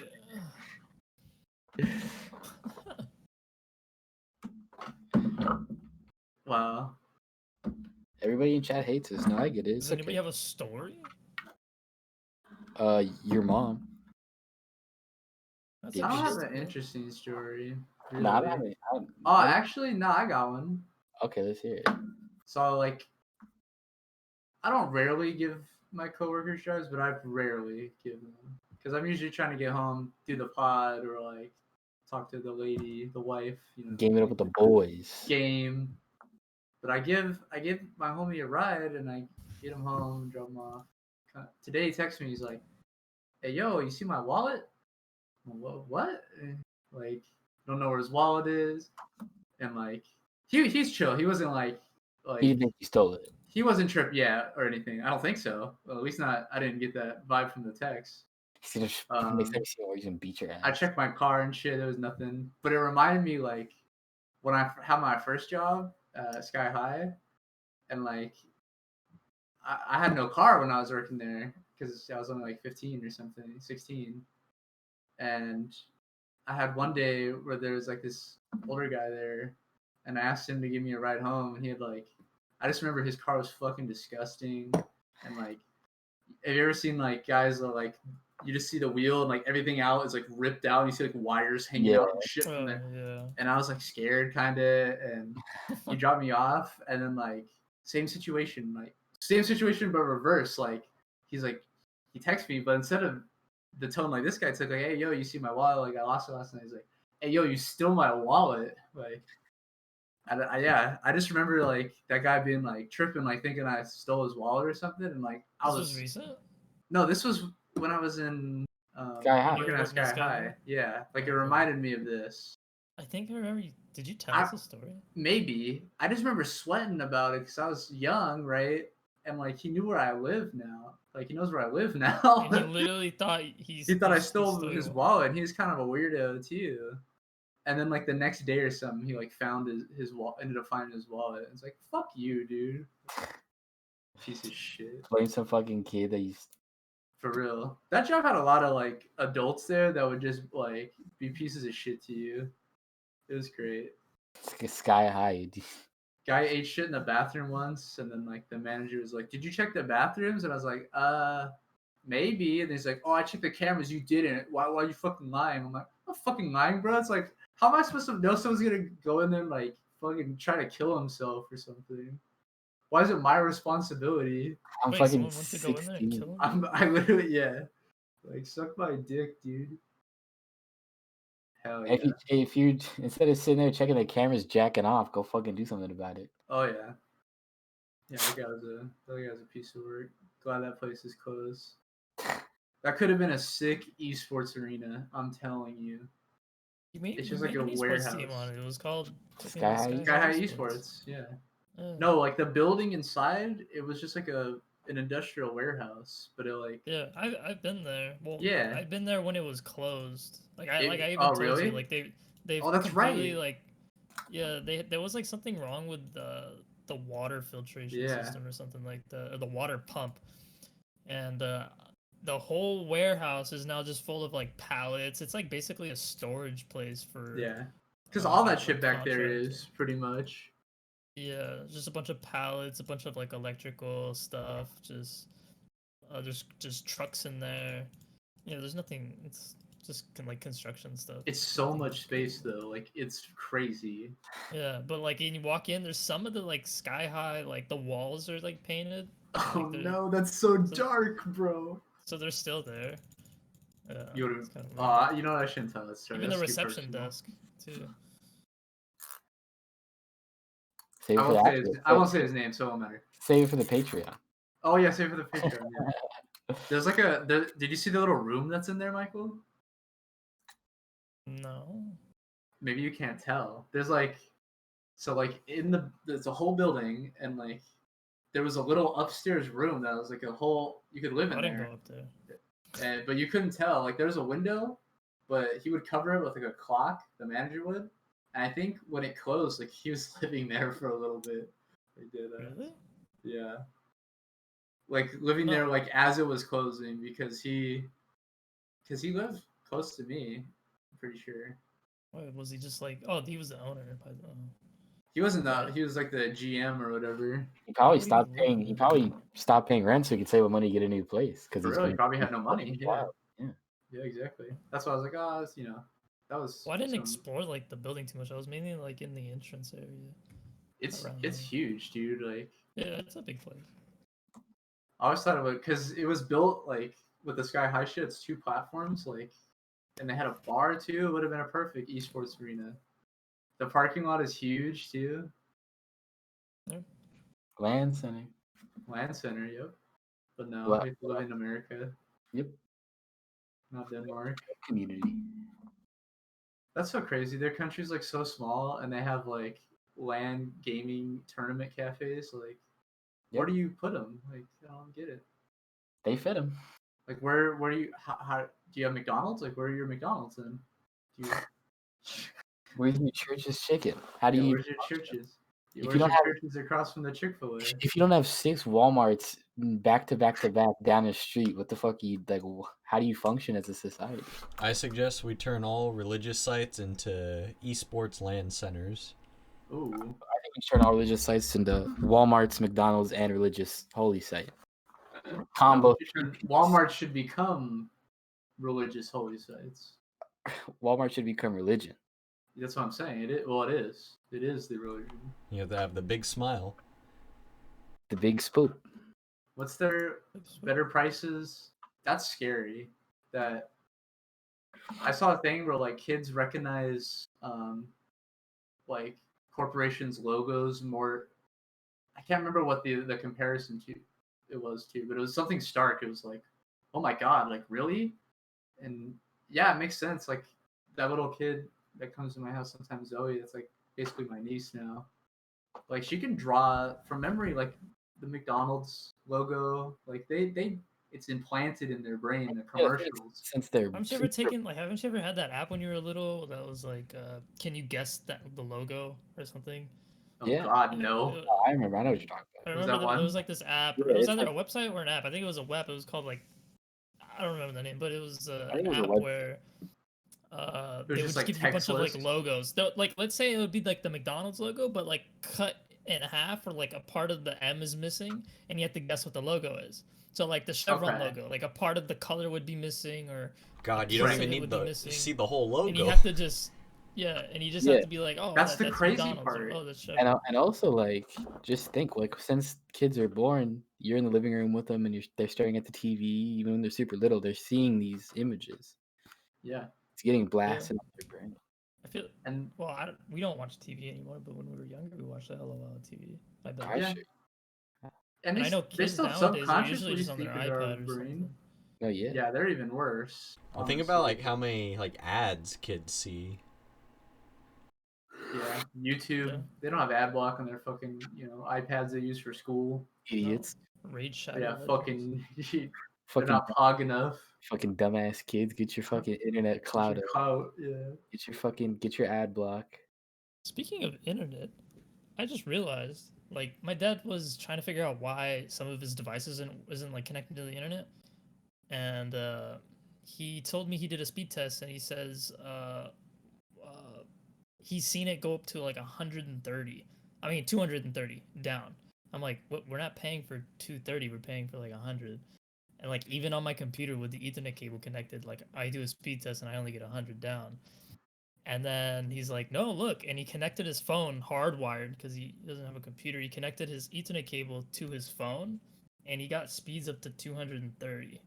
I was like, no way. So I went back to my computer, it was still at 100. So I took his Ethernet cable, I took it from his room, I dragged it all the way into my room because it's a long ass cable, and I plugged it into my computer directly, and sure enough, it was at 230. I was like, wow, I have a defective cable. So like all this time, like I've just been on 100 megs down, but we have 230 in the house, and I had no idea. It was gonna be fucking unlocked on CS. So now I have to like, get a new What the heck kind of cable are you using? and then run it. Does it have like the name on it? No. So I just said it just to say that. Like, I don't think it's a defective cable. It was just a better way to explain it. But we have a cable that goes into this box, and then it converts it to more ports. You mean like a splitter? And it's a splitter, yeah. And then that goes into my computer. That splitter, it was like $5 on Amazon or something. I don't know where we got it. But it sucks, and it's limiting. It's bottlenecking my speeds. It's cutting my speeds in half, just through that splitter. Because when I took my dad's Ethernet cable, that's coming directly from our router or modem or whatever, and then I just plugged it in, and that's yeah. So it's the little box that's screwing everything up. It's not the cable. But I need to get another cable because I don't have one. Did you test it? Did you test it without the box? Oh, thank you, Pixel Donkey. 66 for the follow. Towards the end, we're talking about internet splitters. We really appreciate that. You just missed the whole show about politics. We were actually trying to get chat to like give us a word, and then we'll riff a story off of that word, just to bring up something before like. Or relatable experience, yeah. Something like a relatable off of that word. Like earlier, the word bidet came up, and we started talking about bidets for like no specific reason. I've never had a heated seat when I shit though. I've never had a heated, not even when I've been in a car. I've never felt a heated seat. Oh really? It's a little weird. It's a little weird at first. If you get like a rental car, you gotta try it. Yeah. Oh yeah. Yeah, they're nice. Leo's Honda has heated seats. I'm always turning it on, and then sometimes I accidentally leave them on, and then he's like, "Dude, you didn't turn it off." I feel like that shit cooks your battery. Yeah, I guess. I don't know how heated seats work. Have you guys like sat like on a toilet that has like padded seating?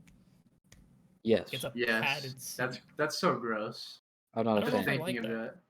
Not a fan. When I was younger in my old house, we had padded seats. And then I moved, and I've never experienced a padded seat ever again. But I just don't know how common those are. I've never like. They're not When common I go to bathrooms, anymore. I don't really see that often. Feels unsanitary. I don't know like what era or what like thing, but yeah, I've seen my grandma had one at one point, but I don't know if that was like an older thing because not a lot of people had them even then. Yeah. They're gross though, because it's like there's got to be shit like ass residue.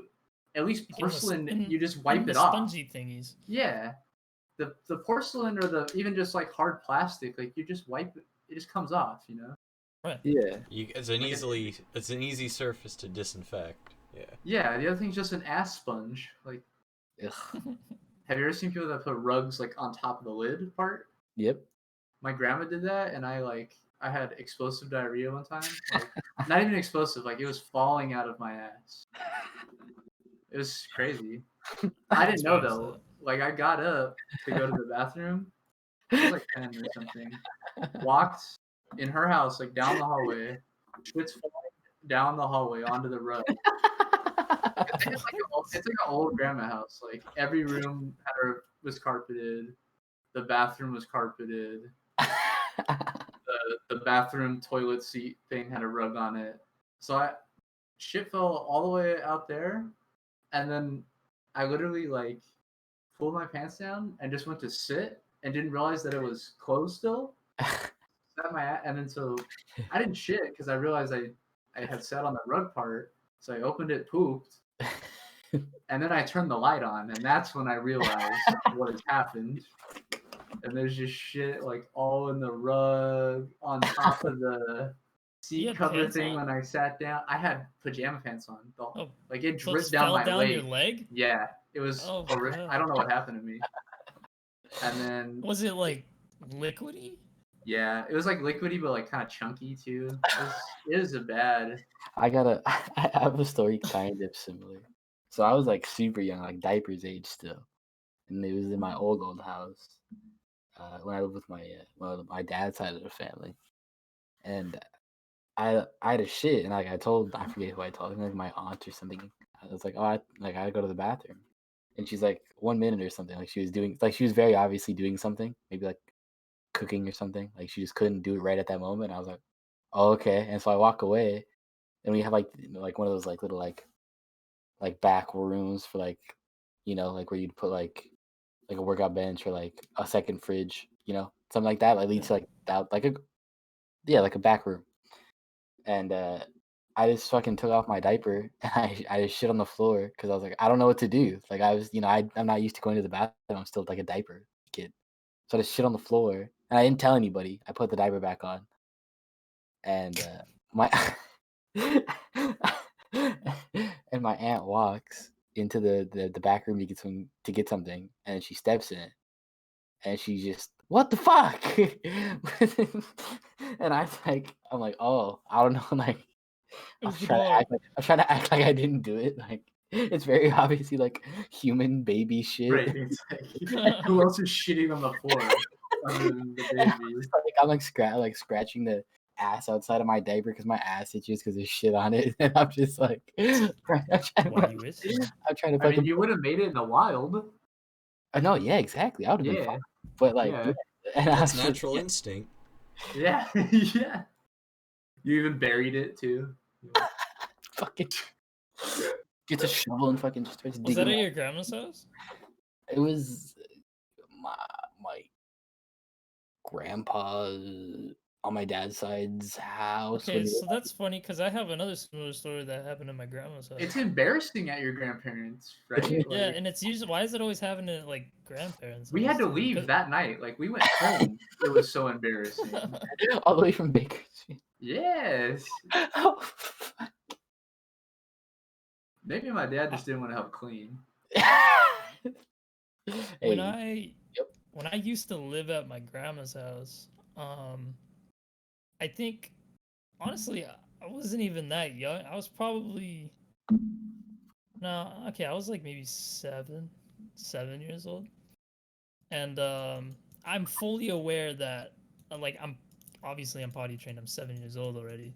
I don't wear diapers anymore. But for some reason, I was just in the hallway. I was pretty much practically alone. Not alone in the house, but just alone in the area, in the hallway. And I was like, man, I really gotta pee.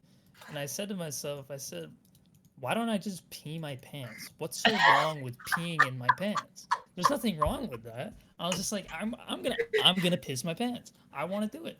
I did, and the bathroom is literally right there. It's like couple steps away. But I was like, no, I'm gonna piss my pants. I want to. Because I was like, what difference does it make? All I gotta do is change my pants. I don't know what I was thinking. Anyway, so I'm standing there and I piss my pants. And it's just this warm feeling, and I'm just like, did I make the right decision? and then it starts running down my leg. It's all over the floor, and I'm just standing in this puddle of piss just in the hallway. And I didn't know what to do, so I kind of just walked away from the situation. And then later, I think somebody went to go use the bathroom, and they have to step through the piss to get to the bathroom. And I just hear my name, Michael. I think it was my dad or my grandma or something. And it was just, it's just like, why is there piss in this? And then I didn't even change. I didn't change my pants. I didn't change my underwear. And I come and my dad's like, just looking at me, and he just sees all this piss in my pants. Just, I'm drenched and just. Michael walks in and reads a fucking sewer. He's like, "What's the deal? What happened?" Where did you walk? You just walked to your room? Or like, where'd you go? Oh yeah, because my room is right. It's in the hallway, so I just walked in. This is so. He hears his dad get mad. He walks out. He's like, "Hey, pops, what's the matter? Oh, what's that on the ground?" And then just my entire pants are just drenched, and like, you could definitely tell what. You know what happened? You winning, son? I don't know why I did I pissed my pants. I don't know why. I was just like, what's the difference? All I got to do is change my pants. I didn't think that it was going to drip down my leg and go on the floor and everything. It was just a big captured in the cock party. Do you remember the response at all? No, I don't remember. I just remember doing it. I didn't get. I It was didn't like, get in what? trouble. Did you All I fucking know is piss yourself? I did not get in trouble. I didn't get grounded. That's- I didn't. That's good. Michael's That's lying. good. That's Ed- good. Well, yeah. no, I just when I was okay, because like growing up, I just didn't get grounded. I was spoiled, to say the least.